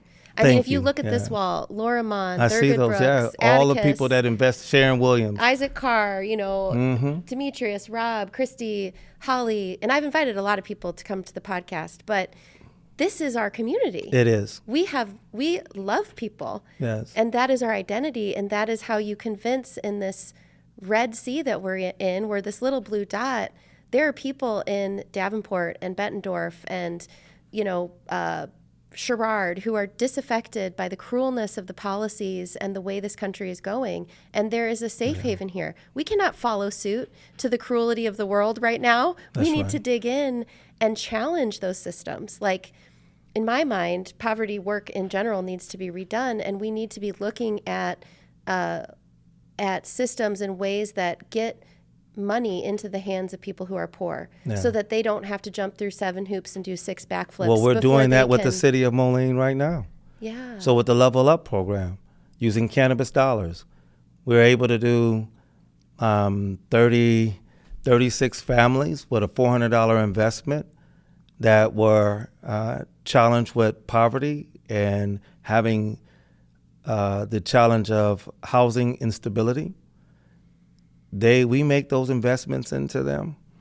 Is that And $400 per month per family, or a one-time $400? $400 per month if you're in the part of that 36 individuals. Wow. And then we have a second cohort that they receive up to $2,000 for a one-time emergency, and that's case managed as well. And so we have 2 different pots to pull out of. If it's a one-time emergency, that $400 emergency, and it's going to shut you out of work and you're going to fall behind, we can make that and take care of your muffler, that drug, and tore down the exhaust system, get that fixed for you and move on, or whatever the emergency may be. The other side, we don't put no hard stipulations around it. They're under case management. We ask open-ended questions. Majority of the money is used overwhelmingly for housing, for economic realities that they're falling short with bill pay and things of that matter. And if there is a case of transportation needs, I'm not talking about going out and buy a new car, but if something falls apart on the car, you got to get it fixed.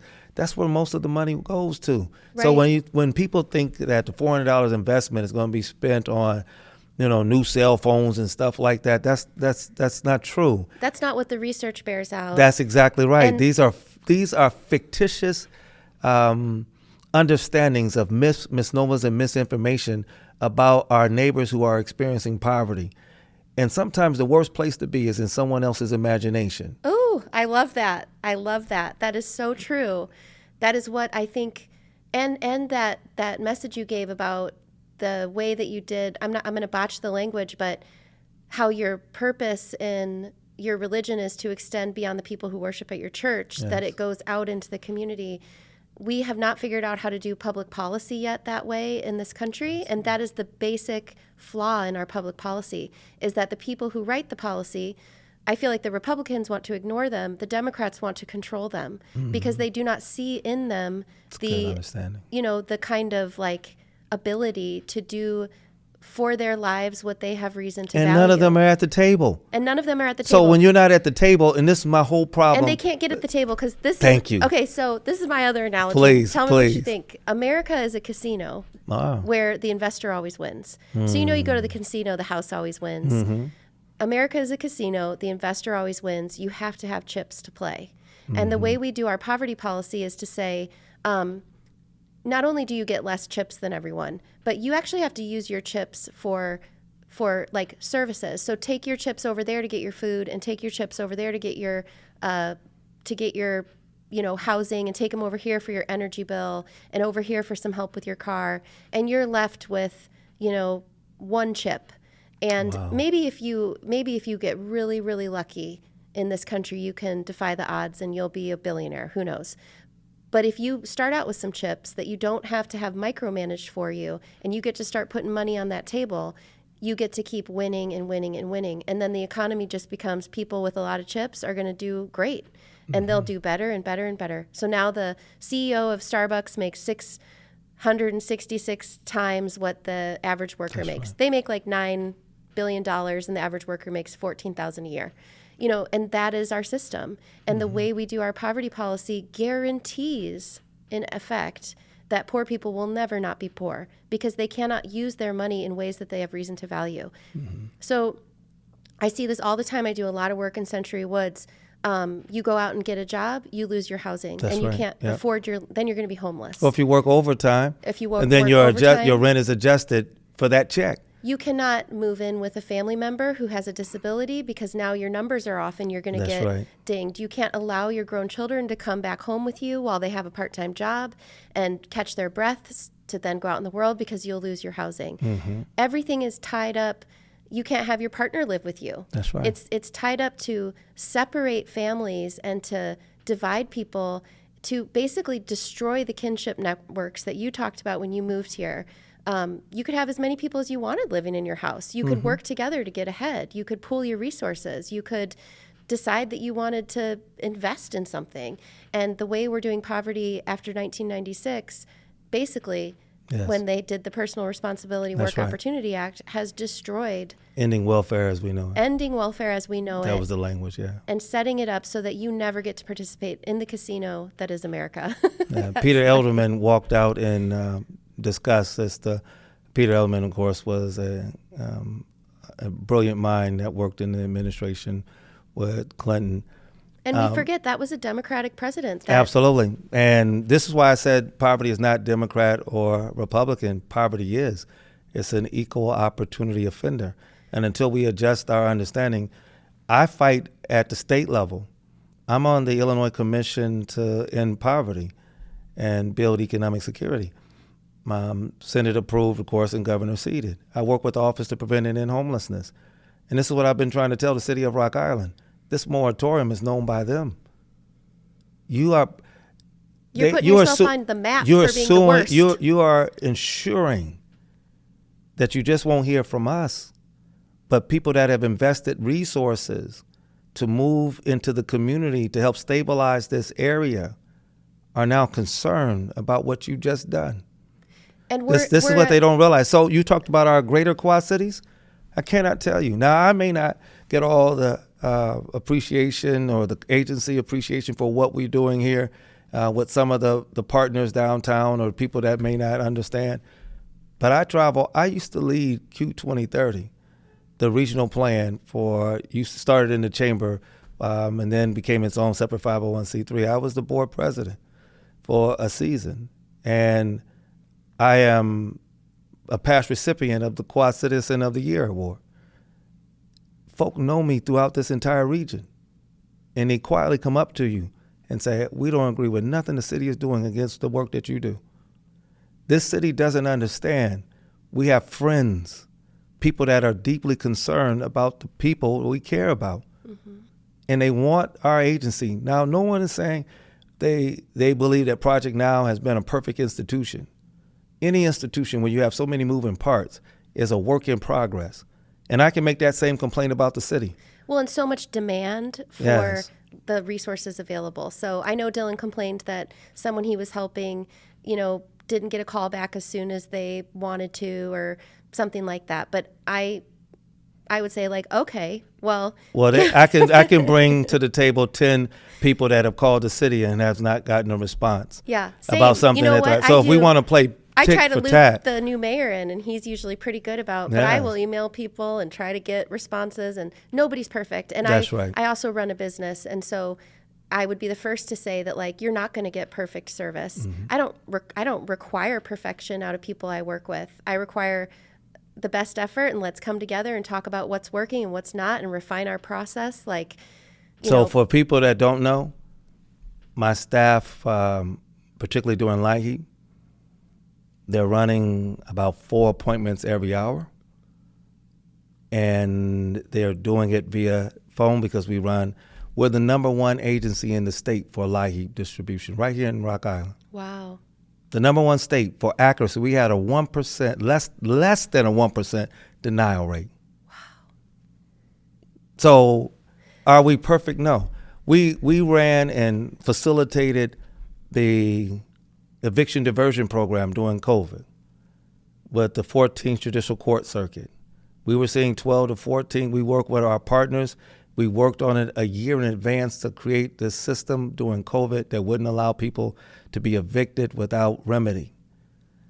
We had the 14th Judicial Court Circuit. We ended up with Judge Fitzsimmons that worked with us. We started early with a couple of judges. We pushed through with Salvation Army was with us that helped move money just as we did.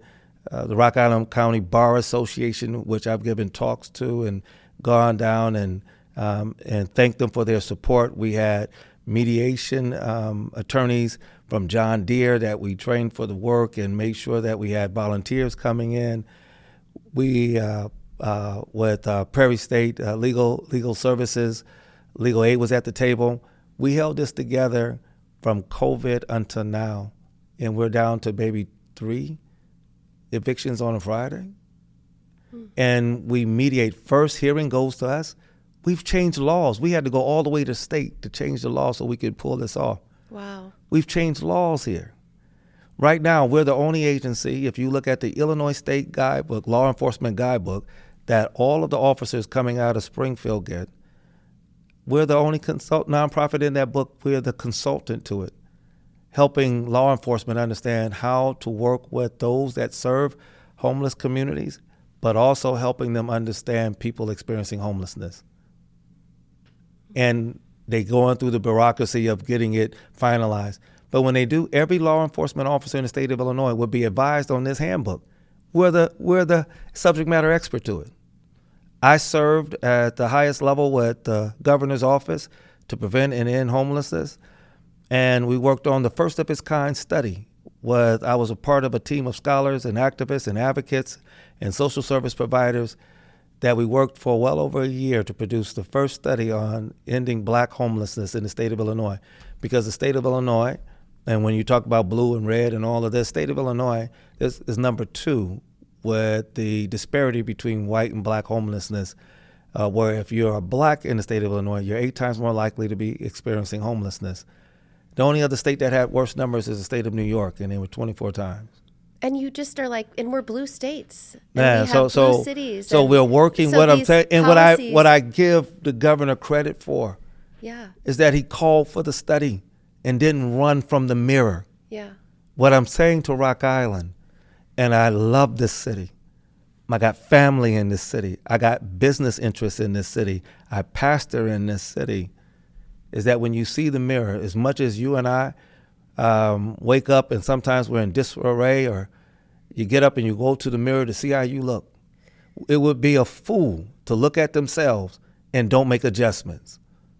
If you know you have been out of place and out of pocket, and you are going to the mirror to make sure you look okay, and if you see something out of place, you would not be a wise person to look at yourself and say, no, I'm cool, let me just go out and this will be okay today. If you see something out of place, you would fix it. I'm asking Rock Island, don't run from the mirror of its poverty, its set of homeless challenges, its systems that are broken, the communities that get overlooked. Many of the times I'm spending time talking about certain wards that nobody brings up. But I see the numbers, and I drive past the streets, and I see the broken street lights, and I see the gravel roads, and I see the disrepair, and I see the homes that are vacant and the grass that is overgrown, and I see the businesses that are not operating in good faith. And some of our gas stations have more signage than the city should allow, particularly with tar or of liquor and cigarette ads in windows. There's a certain amount that you can have in windows. And you're fighting us, and I'm trying to fight poverty. Yeah. This doesn't make sense to me. It's like giving yourself a facelift when you have organ failure. Yes, it does. Fix the real challenge. Don't run from the mirror. Don't run from the diagnosis. And don't run away from the people in your city who need bold and thoughtful and strategic and informed solutions.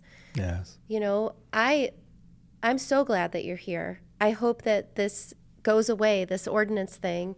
And, you know, my background is in therapy and policy and all that stuff, but I feel like you being integral to the downtown, having both the nonprofit, having maybe some private business interests, you're a homegrown outsider somehow. Mm-hmm. And I feel like that is agitating to the system, but I feel like that is just what Rock Island needs.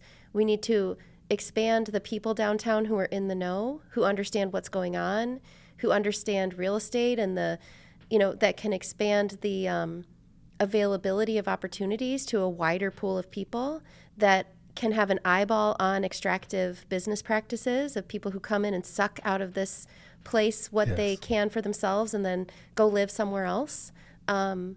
And even like looking at the budget of Rock Island in a thoughtful way about like, where are we putting our dollars? And the more we do to manage and control people who live in poverty, people who are homeless, people who are marginalized, like we need to be doing more that actually is life-changing and transformative there are entrepreneurs in the West End. There are people wanting to start businesses. They need access to capital. They need access to a little bit of safety and security for, there's That's just, right. That's right. Rock Island has great people. I will never take away, when I say city of Rock Island, I want to target so that people don't take the generalization. I'm generally referring to city staff, and I'm not talking about all city staff. I'm talking about the ones that oversee development and some of the regs and things of that matter. Everyday citizens I run in contact with throughout this city, of people that are trying to kind of pull things together and use bubble gum, duct tape, and shoestring to hold it till they can get to a better place, and folks fighting. The volunteers I see at most of the schools. I was with one public elementary school for last weekend going through a training with teachers that took time out of their own schedule, not getting paid for it, trying to bring some new ideas to see what's possible in the local school. And the students were there, and I'm working with these fifth and sixth graders really thinking about life together. That's Rock Island. When I returned back here, and I got a letter from a former elementary school teacher at Francis Willard, a handwritten letter saying, "Welcome back to the community. Remembered me from fifth grade." This is the community I love. People know me by Reverend Ford. They know me by Dwight. They know me by Dr. Ford. They know me by my nickname. This is my home. And nobody's going to tell me that I can't serve the people of my home. This is a shared house, and I want to do it the best I can. People have said we're that bad for business when it comes to the shelter. You know what else is bad for business? Someone dying of hypothermia outside your doorsteps as they were trying to wait to see if they could make it to morning and get a hot cup of coffee from you free, but they died there. That would be pretty bad for not just business, but life. What I'm telling you is our work just doesn't secure people, it saves lives. And I would invite any of the council persons, and most of them I've enjoyed a relationship that was at least cordial. I know some of them at times want to bury a knife in me and never forget what I've said or how far I've pushed. But I fight hard fights because they're worth fighting, because I'm trying to deal with the reality of death and life. And I push it to make sure that the real thing that we're talking about is the thing that we're talking about. And after that battle is over, I'll walk to the front of the line and shake hands and say, is there something else we can do for Rock Island citizens? I've always done that. Matter of fact, I haven't even waited till that fight was over. I've taken care of Rock Island citizens as if they were my family. And I will continue to do it through that agency. And as long as I am the president and CEO, I have a certain view and understanding of what it means to have this onus of responsibility that I could never deny. They have never been haunted by the faces of the people I've seen. They have never attended some of the funerals I've seen and have been privileged to officiate. I'm on the list for clergy right now, that when somebody dies and doesn't have a clergy and they're low income and can't afford it, I show up for families. So there's so much about who we are as an institution that you don't know about. And the things we do for this city. We don't expect for you to clap every time our name is called. We don't expect for you to roll out red carpet. I don't expect for the city to lead this. I'm saying if you're not going to be a partner, then don't stand in our way. Let us take care of people. Because when somebody loses life freezing to death in a truck, an SUV in the city of Rock Island, and God forbid that ever happens, I sat in those council chambers while they were debating and that part of that moratorium, and you know the work I do with my wife, working with individuals coming out of sexual and domestic violence. I said in the public comment, while you are running around trying to see if we can license a new place, and I got someone in a waiting list that I could have housed coming out of hell on earth. And when you have never seen a child shaken because they've been sexually violated, when you've never seen a woman that is trying to soak up the blood on her head with her sweatpants, because that's the only thing she could grab half naked leaving out of the house. Yeah. If someone gets hurt or dies because of this moratorium that is so poorly written, meant to prevent people from doing the best work as in our shared humanity, you will never see and hear the end of me. Yeah. And God knows I don't make a threat, but that is my promise. Yeah, you will not walk away from your mission, nor the No. people you are here to serve, nor should the city expect you to. No. You are here to play a vital and important role in our community, and to play it just as strongly as a private business owner or some other entity in the city. You won't back away from your responsibility because the cost is great, and you want to be a good community partner. You want to communicate with people, but you will not back off of what you are here to do. No, and the staff, when you've seen them break down and cry because someone they were working with, or they get notification that a person that they used to serve has died of an act of suicide because things became overwhelming. When you have to tell them to go home, we've gone as far as we can today. When you see who shows up on the weekend just trying to get a little bit more done so they can start off Monday fresh to grab whoever comes through the door, I'm proud of that team. Yeah. I am. I'm proud of that team, and I'm proud of the work they do. I don't think the community always considers that folks in those roles are first responders. Mm-hmm. You know, that you are coming into people's lives at the worst, sometimes, moment of their lives. Nobody comes to see me when life works well. Yeah. Not one. I was late getting in the door because a young man recognized me and said, Reverend Ford. He said, I'm on these. I said, how are you, man? He said, I'm on these streets. Everything he owns, he's carrying. He said, I try not to get in trouble, but I got nowhere to go all day long. Mm-hmm. And I said, here's my card. Come see me so we can work with you. He said, I don't want to bother businesses, but I'm hungry. And I ain't got nothing. But he felt safe enough to come talk to me. And the fact that he's saying, trying to own his reality of the decisions that he made, he said, I got overwhelmed, I lost my place, and here I am, and I ain't got nothing. He said, I don't want to bother businesses. I don't want to go in these, he calls them establishments. He's trying to figure out life. Who's going to sit and talk with him? Yeah. Should I just send him down to City Hall? What if I sent everybody that came to my doors down to City Hall? Yeah. What if I just sent them down there and said the city will figure it out? Yeah, go ask them their plan. So if I sent them down there, what is the city prepared to do after Fed and state funding may be reduced or eliminated? And some of your nonprofits won't have the resources. What is the city planning to do right now? Has there been any notification of these conversations? When's the last time? So when I think of Rock Island, and I want people to think that this is all push, I want to do my part of pulling. I want to pool the resources here. I spend my time in Springfield and Chicago every week almost, if not a Zoom call on the road, trying to bring more resources here. When you look at how our budget has grown, it hasn't been grown because I wrote more local grants. It has grown because I got more contracts with the state and feds. And there are two places where you get that done, Chicago and Springfield. Yeah, and to alienate them from that relationship through this shenanigans. I'm driving and bringing resources back here. If not, we're Forgottonia, flyover country. And even in the Northwest corridor, we got to fight for every resource. They know we're down here. We are the anchor to the Northwest corridor.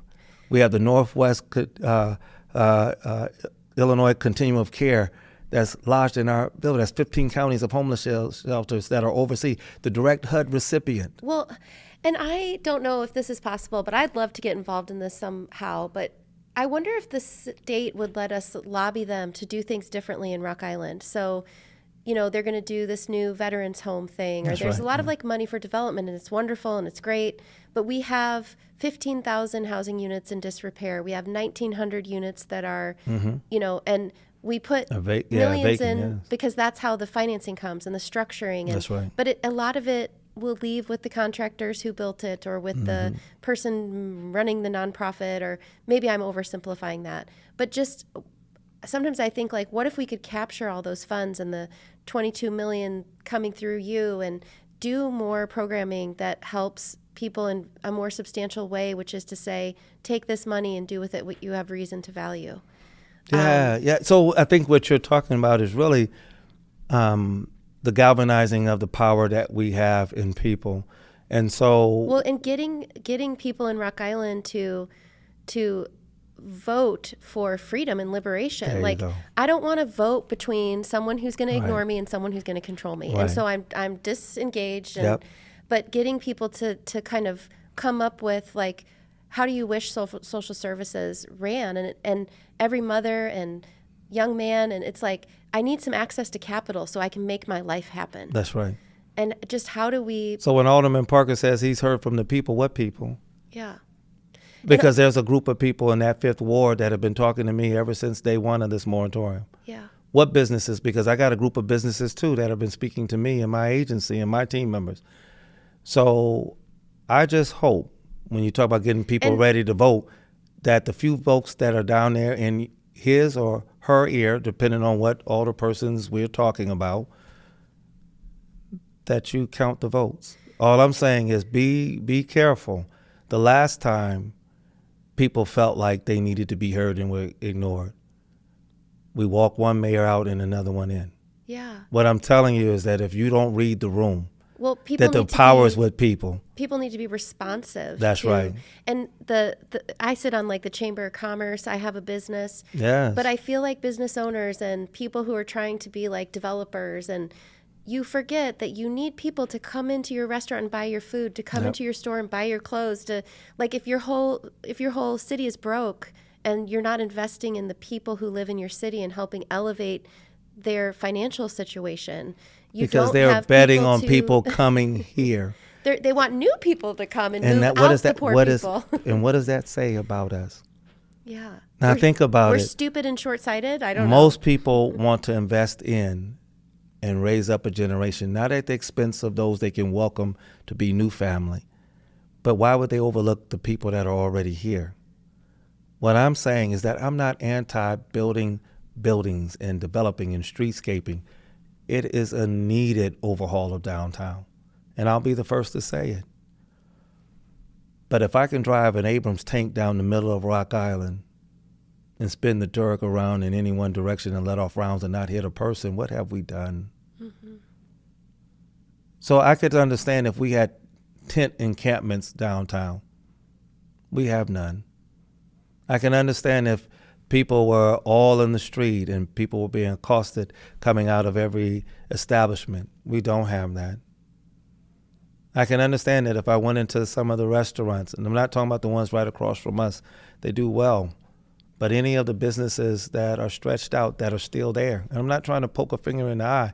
I'm saying that you're fighting people that are trying to bring more people to help. So the 8 people that you see, you believe are experiencing homelessness, because there's no way for you to know. They don't have a sign that says I'm homeless unless they're pushing a cart or something in tow. But if they're just walking, they could have just got off the bus. They could be staying in one of our public housing units downtown with Community Home Partners and with Mr. John Chow and his team. They could be anywhere. What I'm saying to you is that you have judged them as being homeless and a harm to you, and you don't know them. You don't know where they're coming from. Mm-hmm. And why not, as you are investing in the buildings and the streetscapes, your and my challenge with downtown is not the 8 or 10 people we think are experiencing homelessness. Our challenge with downtown is that's all that is downtown right now. And so you don't have enough people moving. Imagine our sister city Davenport, and they're not perfect. To you, what you said, there's no perfect systems. But guess what? They have a major effort with homelessness. They have people experiencing homelessness. They have the agencies that support them. But you know what else they got? The ice skating rink. You know what else they got? The baseball park. You know what else they got? They got businesses that are flanking both sides. You know what else they got? Low-income housing. You know what else they got? They got public housing. You know what else they got? They got ballet. They got the symphony. They got Broadway. Mm-hmm. All of that's downtown. They got ballroom dancing. They got hotels. Yeah. But yet we can't figure out how to work together and live together. We got one world house. Matter of fact, we got one Rock Island house. And why you are trying to stand at the door to figure out who's worthy of an investment, because every time I do this work, they're trying to ask me, well, how many of them are true Rock Island citizens? All I know is that out of the 13 we got housed in 12 weeks, 8 of them were prior Rock Island citizens, and now they're reestablished in Rock Island, and they're all still housed to this day without help from us anymore. Yeah. That you should be clapping for. They're no longer on your streets and mine. They're in a house or a property in Rock Island, managing and paying their own way. What I'm saying is that we have the best chance to be something different. We have Allen's home that is coming up, the youth shelter. We have the YW providing its services and doing its best to meet a certain set of challenges. We have Christian Care, 108 years in the game of providing shelter for both men and women. We have the Third Place, a day center for the young man that stopped me right outside these doors and say, I got nowhere to go. I don't want to offend businesses, but I'm tired and I'm sleep deprived.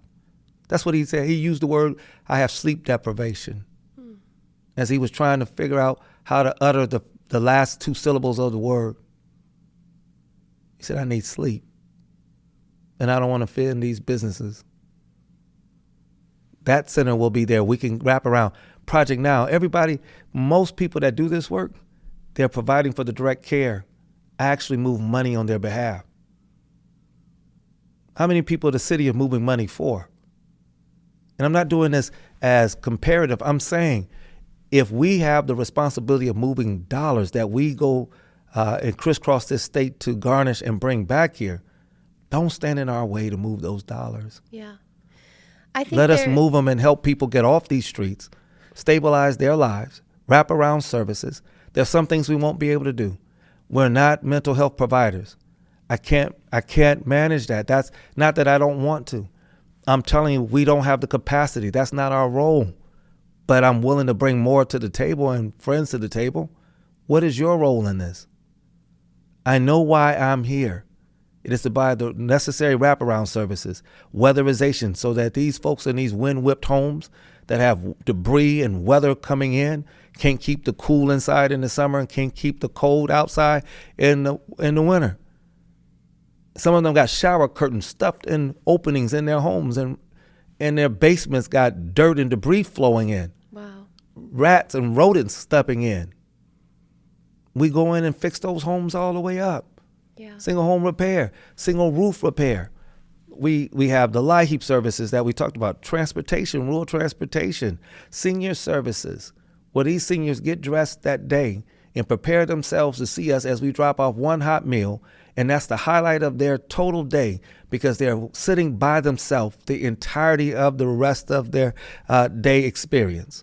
And this is a chance, they say, they call their friends, and I'm going to see so-and-so, they're coming by to deliver the meal. And what could end up a 5-minute drop-off takes 15 minutes because they want to have a conversation. Yeah. Dealing with our Parkinson's effort to bring Parkinson's awareness here, and working with Alzheimer's individuals, doing our memory care loss support groups. There's so much that we do. You do a lot. You do a lot. That our Headstart programming, working with just not the children, but also the parents, getting them tooled up and ready for workforce opportunities, making sure that those kids are not going back to a home that is without lights and without energy. And the city, rather than saying, thank God you're here, is like, well, why haven't they fixed everything yet? So I mentioned all those that we have downtown, Christian Care, the Y, and its effort with Allen House, the Lift Center, if when we're able to see if we can open up another overflow shelter, our agency moving the major dollars, the continuum of care. We have every piece to bring the city of Rock Island to functional zero. Wow. Every piece. We got a youth shelter, adult women's shelter, adult men's shelter. We got domestic violence shelters. We have agencies that move money. And we have a day center so we can case manage. I almost feel like there's a campaign for downtown, like the only way through is through. And getting the business owners to recognize that the beginnings might be bumpy as we're getting our heads wrapped around this, as we're building a team downtown, as we're delineating whose expectations, who's responsible for what, including law enforcement, including the city, including inspections departments, including little business owners like me. But kind of this message that the only way through this to functional zero is through it. And that by having these services here, we move closer to eliminating homelessness, which is everyone's goal or should be. That's right. And we do that as a team. Like it's no one person's responsibility. And part of living in Rock Island is you can live in a community where maybe that's like something for you to feel like I live in a world where I'm going to take care of the people who live in this world with me. And I've spent a lot of time driving around. My daughters make so much fun of me, rolling my window down, talking to people who are going to Augustana things at Schwiebert and saying, excuse me, you know, there's some stuff going on downtown with homelessness. Has homelessness been a problem for you as you've been downtown enjoying things? Yes. Never does anyone say yes. Oh, well, maybe I saw someone, but like, no, that's part of being in a city, or, you know, those people are having a hard time. Or I have not met one person in my experience who has said, oh, Rock Island has this horrible issue and we need to get it to go away. I've talked to people who are involved in Renaissance Rock Island and yes, absolutely. who have all just said, you know, we rally around people, we'll figure this out, you do what you can.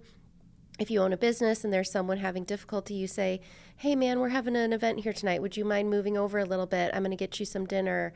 There's just so many approaches to this that we can do this together. I'm so happy to host something here, or John at Huckleberry's has offered in his side room.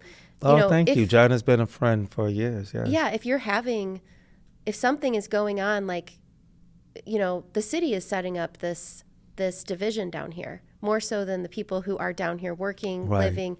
So I'm happy to be a part of any conversation, community effort. And Sarah and Jose, when I told them, when this season, I know how hard this has been. I'm bringing all my senior level management down. I'm treating them out to breakfast here. Mm-hmm. I do it every year, long before we even moved further downtown. But I did that, and at the end of the season, they sent food down for all my staff. Wow. All of my staff. As an act of saying thank you. We're in this together. I feel like we're picking on them because they were on that route, so they get brought up a lot, and not because they were bad actors or anything like that. I brought them up because we have a relationship, and when you have a relationship, you don't walk away from each other. You walk toward each other. And regardless of the traffic or the challenges we've had, we've always taken another step toward each other. Well, and I think having Christy at the third place, I'm down here, you know, there's other business owners that we can talk about later, but if some issue is going on, we need like to be on a group text chain where it's like, hey, there's this thing going on. Who has the resources, capacity, mind space today to show up and help? I want to live in that kind of a community.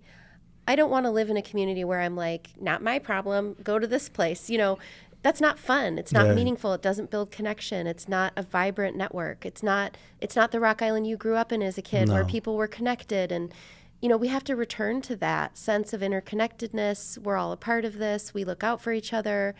We're a neighborhood watch system for one another. Mm-hmm. And you can put a call out to people who are willing to be involved in this space down here and say, I'm struggling with this thing. Yeah. And 5 people might be like, yeah. I mean, if Sarah and Jose were having a problem, I bet the community would show up to help them. Oh, without question. But these are the same people. What people don't know is that for years they would give a meal or a cup of coffee. Some of the most generous people that I've ever met. And so I appreciate their relationship.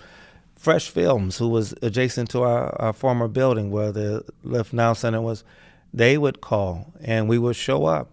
And if they would have a person sleeping outside their door, we'd go there and de-escalate and say, hey, are you okay? We got to move because they're operating a business. Is there somewhere I can take you? Did you want to get into our outreach vehicle? Is there something you need? And we've always been able to work with that group. And in the cases, if we have to call law enforcement, you can believe it was at a level. And we stayed there to make sure that we were part of the treatment and conversation team. Yeah. So as the officers arrive, we do our best to kind of let them know what's going on, that they can see our face. They see your connection to this person. Absolutely. But I think there's more. That's why I loved, and on this little clip thing I did on my Instagram, the solution to this issue is not the social service ordinance. It's the Good Neighbors Agreement that you all put forth that the city never responded to you about. Never one response. And I would sign on to that. Yes. I think there'd be business owners, and you could have creative solutions. And if there are a couple business owners who really struggle with this issue, and that's their prerogative, and maybe they have political views or religious views or who knows what kind of views, I feel like the downtown folks who are interested and engaged we could make a little secret signal that they could put on a window, and the unhoused folks that everyone else is interacting with, we could say, like, stay away from those couple places. And that would work too, but it's about communication, it's about community, it's about building relationships, and it's definitely, the city should not be driving wedges between different parts of its own downtown area, because even if things were bumpy at the beginning, that's not the end of the story. That's the beginning. And I'm very similar to you. I'd rather have hard conversations that get us further. And what did you say? We understand each other. That's right. We don't just surface level know each other, but we have these deeper kind of like, we're going through something rough here. We are helping people. We are coming together as community. Have you ever seen Call the Midwives? I have not. Okay. I will have to now try to see if I can watch it. Really? Yeah. It's a sitcom? No, it's a show that was like on the BBC or something, but it's about London in the 60s. Oh, wow. It's about midwifery, like delivering of babies. Absolutely. And there's this house, Nonnatus house, which is like a nun house, and they have then these midwives, and they go out in the community on their bicycles, and every episode there's some social problem or family in need, and you cry because it's so heartfelt, and the community's always together. And I'm like, that's where I want to live. I want to live on the set of Call the Midwife. Well, I am sure you're already doing it. I think what you have offered in this time and space to be able to talk out loud, the points I take are not to try to hurt and harm. If anyone ever wanted to know the kind of fight that Project Now engages in, they can look at any of the public comments. They can look at any of the editorials we've written. You can watch any of the debates and dialogues and public comment sections on the city's website.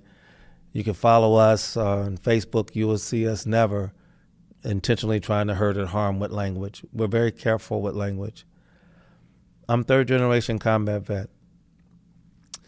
Language is important to me. So I always try to keep the fight that we fight poverty, not people. And I don't want to fight the city. I fight poverty. And when you are not careful with language, and some people say, well, the reason why we should be able to say what we want to each other or say what's on our heart and use this kind of language because at least we're talking to each other. No war starts without language. And you cannot enact the highest level of violence against another human being unless you have already conceded mentally and used language to describe them as less than human.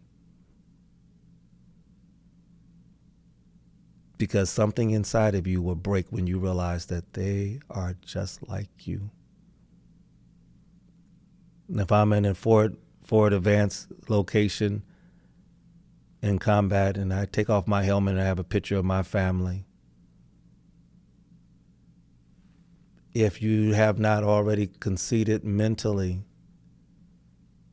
to think of them different than you think of yourself, you'll have to pause and realize that when they take off their helmet, they have a picture of their family.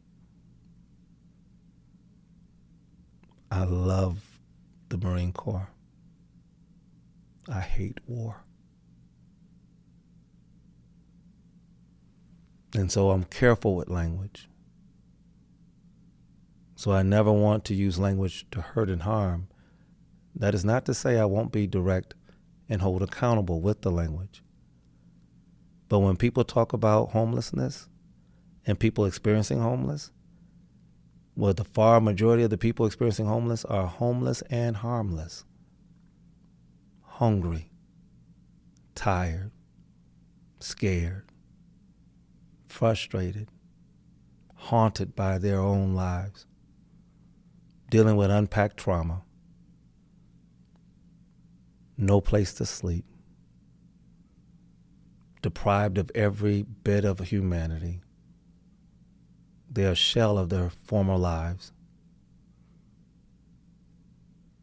And you think that they're wanting to hurt you? Because you've used language and bought into language about those experiencing homeless. Oh, we love the homeless. It's funny, even in the religious experience, where we can use these words, we love everyone, but then you don't have the capacity to love anyone specifically. Which one of them downtown will let somebody that is experiencing homelessness into their home? Have they ever eaten with someone experiencing homelessness? So until you walk and share, in the words of Ezekiel, and I sat where they sat. So until you sit where my staff sits, until you sit where the people we serve sit, you should be careful with language. And that goes both ways. I don't want to make a sweeping indictment that you're a cold-hearted business owner that doesn't care anything but by a dollar. I know you want the best for your family, and you're trying to live out your understanding of the American dream, and I'm trying to work out and make sure the people I serve have a chance at the American promise, that we will provide for the general welfare.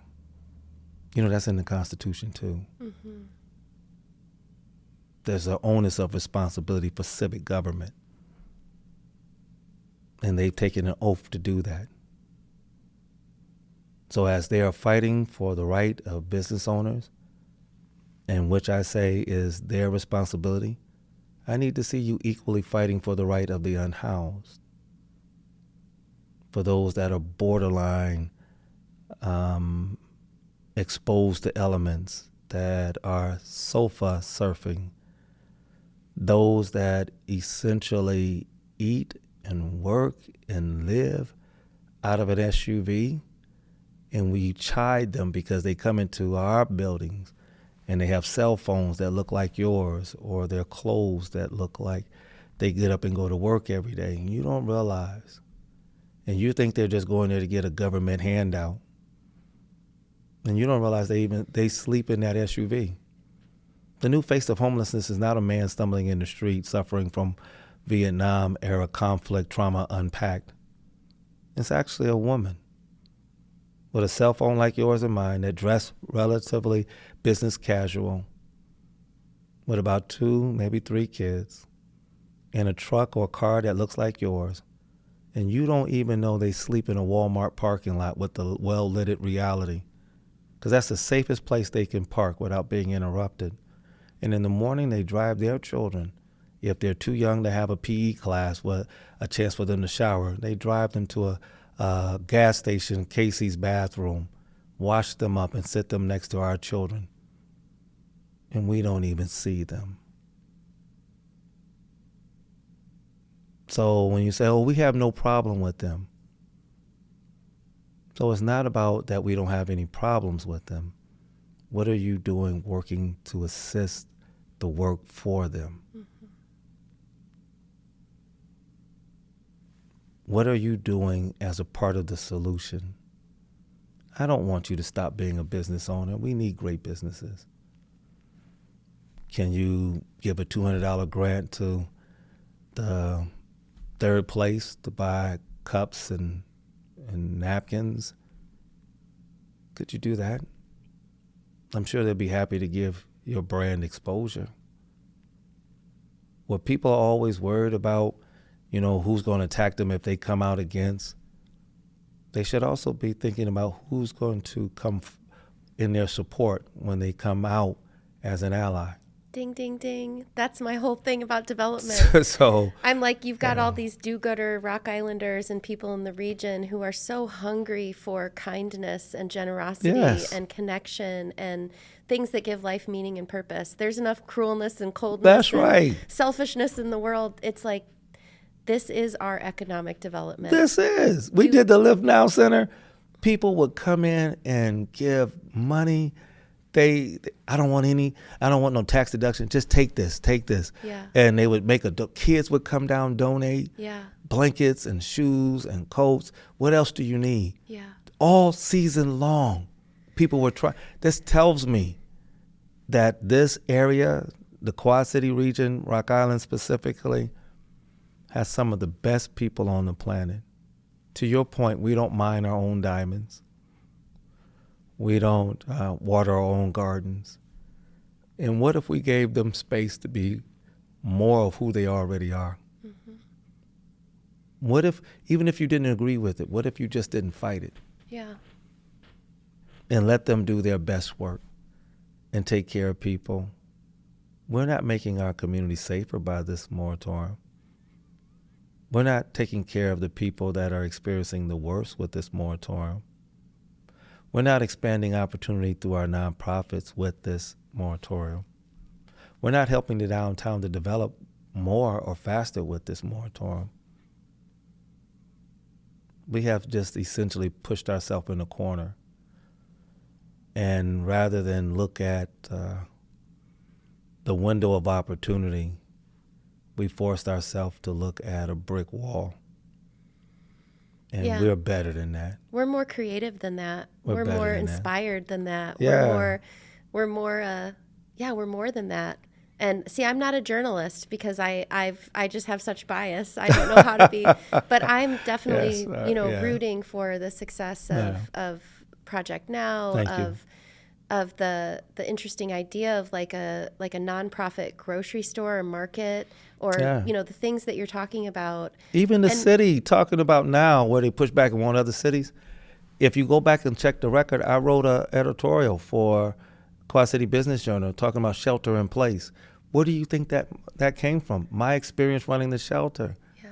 And I said, what if cities would partner with each other? So maybe it's not Bettendorf alone based on its numbers, but maybe they partner with Davenport. Mm-hmm. What if Rock Island had its, or Moline had its own, or Moline and East Moline went together, or Moline and Rock Island went together, or whatever it would be? But you don't get that way by modeling that it's so terrible and everyone's... You get that way by saying, look at what we're doing here and it's great and it's... At a smaller shelter? Yeah. Well, we take care of... But I've always said, why would a person in Silvis want to have to track 3 cities to get to a place they can survive the winter? They don't. Why would they want to leave the social network where people know them and check for them, where part of their day of remaining human is that they're going to see this person walk outside and they say a few words to them on their way into business or whatever, or give them a few dollars here, or the beauty salons that give them a couple dollars or something for sweeping up or taking out the trash for them, or however people manage that. The churches that always check for them or say, come by on Tuesdays, we have the community meal. And now they're dislodged. Even the law enforcement that knows them by name, and the emergency workers that normally come when they feel like they are overwhelmed and they ask someone to call 911. Now they're in a different city. Yeah. And they're not welcomed in that city. They're seen as a scourge. You know what else? We have a history with that. When people that were just trying to live and exercise their humanity and the rights that are afforded to them, we bust them to other communities. And they got off the bus hated. Before they could even step one foot on the ground, they were hated and despised. I mean, this we're is doing the civil same rights. thing. You know, it is civil rights. Yes. It's your right to exist, to life, and to liberty, and the pursuit of happiness. That's right. It's treating an entire class of people as though they have a different status in the society by targeting homeless people in these moratoriums and ordinances. It's a human rights and a civil rights issue. That's right. And it's unacceptable. And probably somebody could sue the city if they really push this and move forward. But the city has a lion by the tail, and I hope that we could change course. We'll be at the table. We will never be far. We want to be a part of the solution. We believe we're already doing that. And you're not alone. There are so many Rock that's Islanders true. who support you, who are appalled by these moves that the city is making, that, the people that live within the boundaries of Rock Island can make their voices known. And some do that in behind the scenes way, and maybe but then it's like, we don't know, who is. So the vocal Rock Islanders who are coming out to say, this is our city and this is what we want it to look like. We want it to look loving and inclusive and have opportunities for people to have a pathway from difficulty to prosperity. And, we're not giving up. Good. Dr. Reverend Ford. Reverend Dr. Ford. I did it wrong. Rock Island for all. Yeah. And I know where you stand on this. I didn't come here because I knew you would offer softballs. I knew that you are trying to seek a solution to the challenges that are there. I am always prepared to answer the hard questions and to give my authentic, truthful response. Mm-hmm. If it's a question I'm not prepared to answer, I'll say, I don't want to answer that right now. I don't have enough information, or we're working through that, and I don't want to preempt it. But I came here because I know of your willingness to have hard conversations and to deal with difficult realities. I would tell the city, what we're doing is not easy. None of us. I know that they're not having an easy time either. I know that they've gotten phone calls, and they should get more. If you're watching this now and you feel a certain way, call them. Yeah. However you feel, you should call them and talk to them. When representatives don't hear from us, they assume far too much. Call them. Let them know what you feel and how you feel about it. The moratorium, you don't have to be downtown. That moratorium is listed as Rock Island. You can be in any ward and make this phone call because it impacts everyone in Rock Island. Yeah. So Rock Islanders, to your point, I know we've been disappointed at times. There are things that didn't go our way that we had hoped for in the city of Rock Island. There's still the memory of the Watchtower Plaza and the Walmart that didn't make it here. There's some other dreams and hopes and aspirations that didn't have enough gas to get across the line. There's a downtown that's trying to get on its feet. Let them know that you matter. Because some of them are saying, we've heard from people, but they haven't heard from you. Mm-hmm. And they don't see you. So you need to say something that identifies you as fully committed to the best in citizenry. And yes, be responsive to the challenges, but also be in support of the representatives that take time to acknowledge your understandings and don't shoo you away as if you don't matter. I want Rock Island to stand up. So when they say we heard from the people, I want to know what people. Because we packed out the city council for an hour and a half, and I know what people stood up. Yeah, so when they say they heard from the people, there are a lot more people that got something to say that public comment can't contain. So for the half an hour, do they really want people to take these cell phones and have a different conversation? Because everybody's a podcaster now. I know, it's great in so many ways. So you notice that they can just turn this on and say you would rather them talk to you. And I'm saying to the city, I would rather talk to you than about you. Yeah. And I would hope that they would feel the same way. I'd rather talk with you than about you. And maybe there's more to come. I'd offered several times with different people to get parties together and try to host something or demonstrate for, the region. Like, these are hard conversations. How do you have them? There's always a path through. The only way through it is through it. And if the first 3 steps are a little bumpy, you don't stop walking or turn around. You keep going. Right. So, but I've kept you so long. I know I'm thankful for the time. Here. Thank you so much, and continued blessings for the work that you have engaged in, and more importantly, for being the person that you are. Sometimes we praise people for the work they do, not realizing it comes from a centering of their understanding of their own humanity shared with others. And I'm delighted to have met you personally. I'm appreciative of your platform and those that watch. And if anyone wants to reach out, just know you can just follow us at Project Now on Facebook and other platforms. And of course, you can locate us on the web at projectnow.org. And we'll be more than happy to answer the call, have a hard conversation if need be, and then make our way forward. At this point in life, if you're looking for easy, it went out the window a long time ago. All we have left is the necessary. Leadership is never easy. It's necessary. Yeah. And Project Now will always be a leader in the work to end poverty. But we won't be alone. We'll be out front, but we will never be alone. We're thousands, and we bring people with us. I think that's a beautiful place to end it. Thank you so much. Thank you.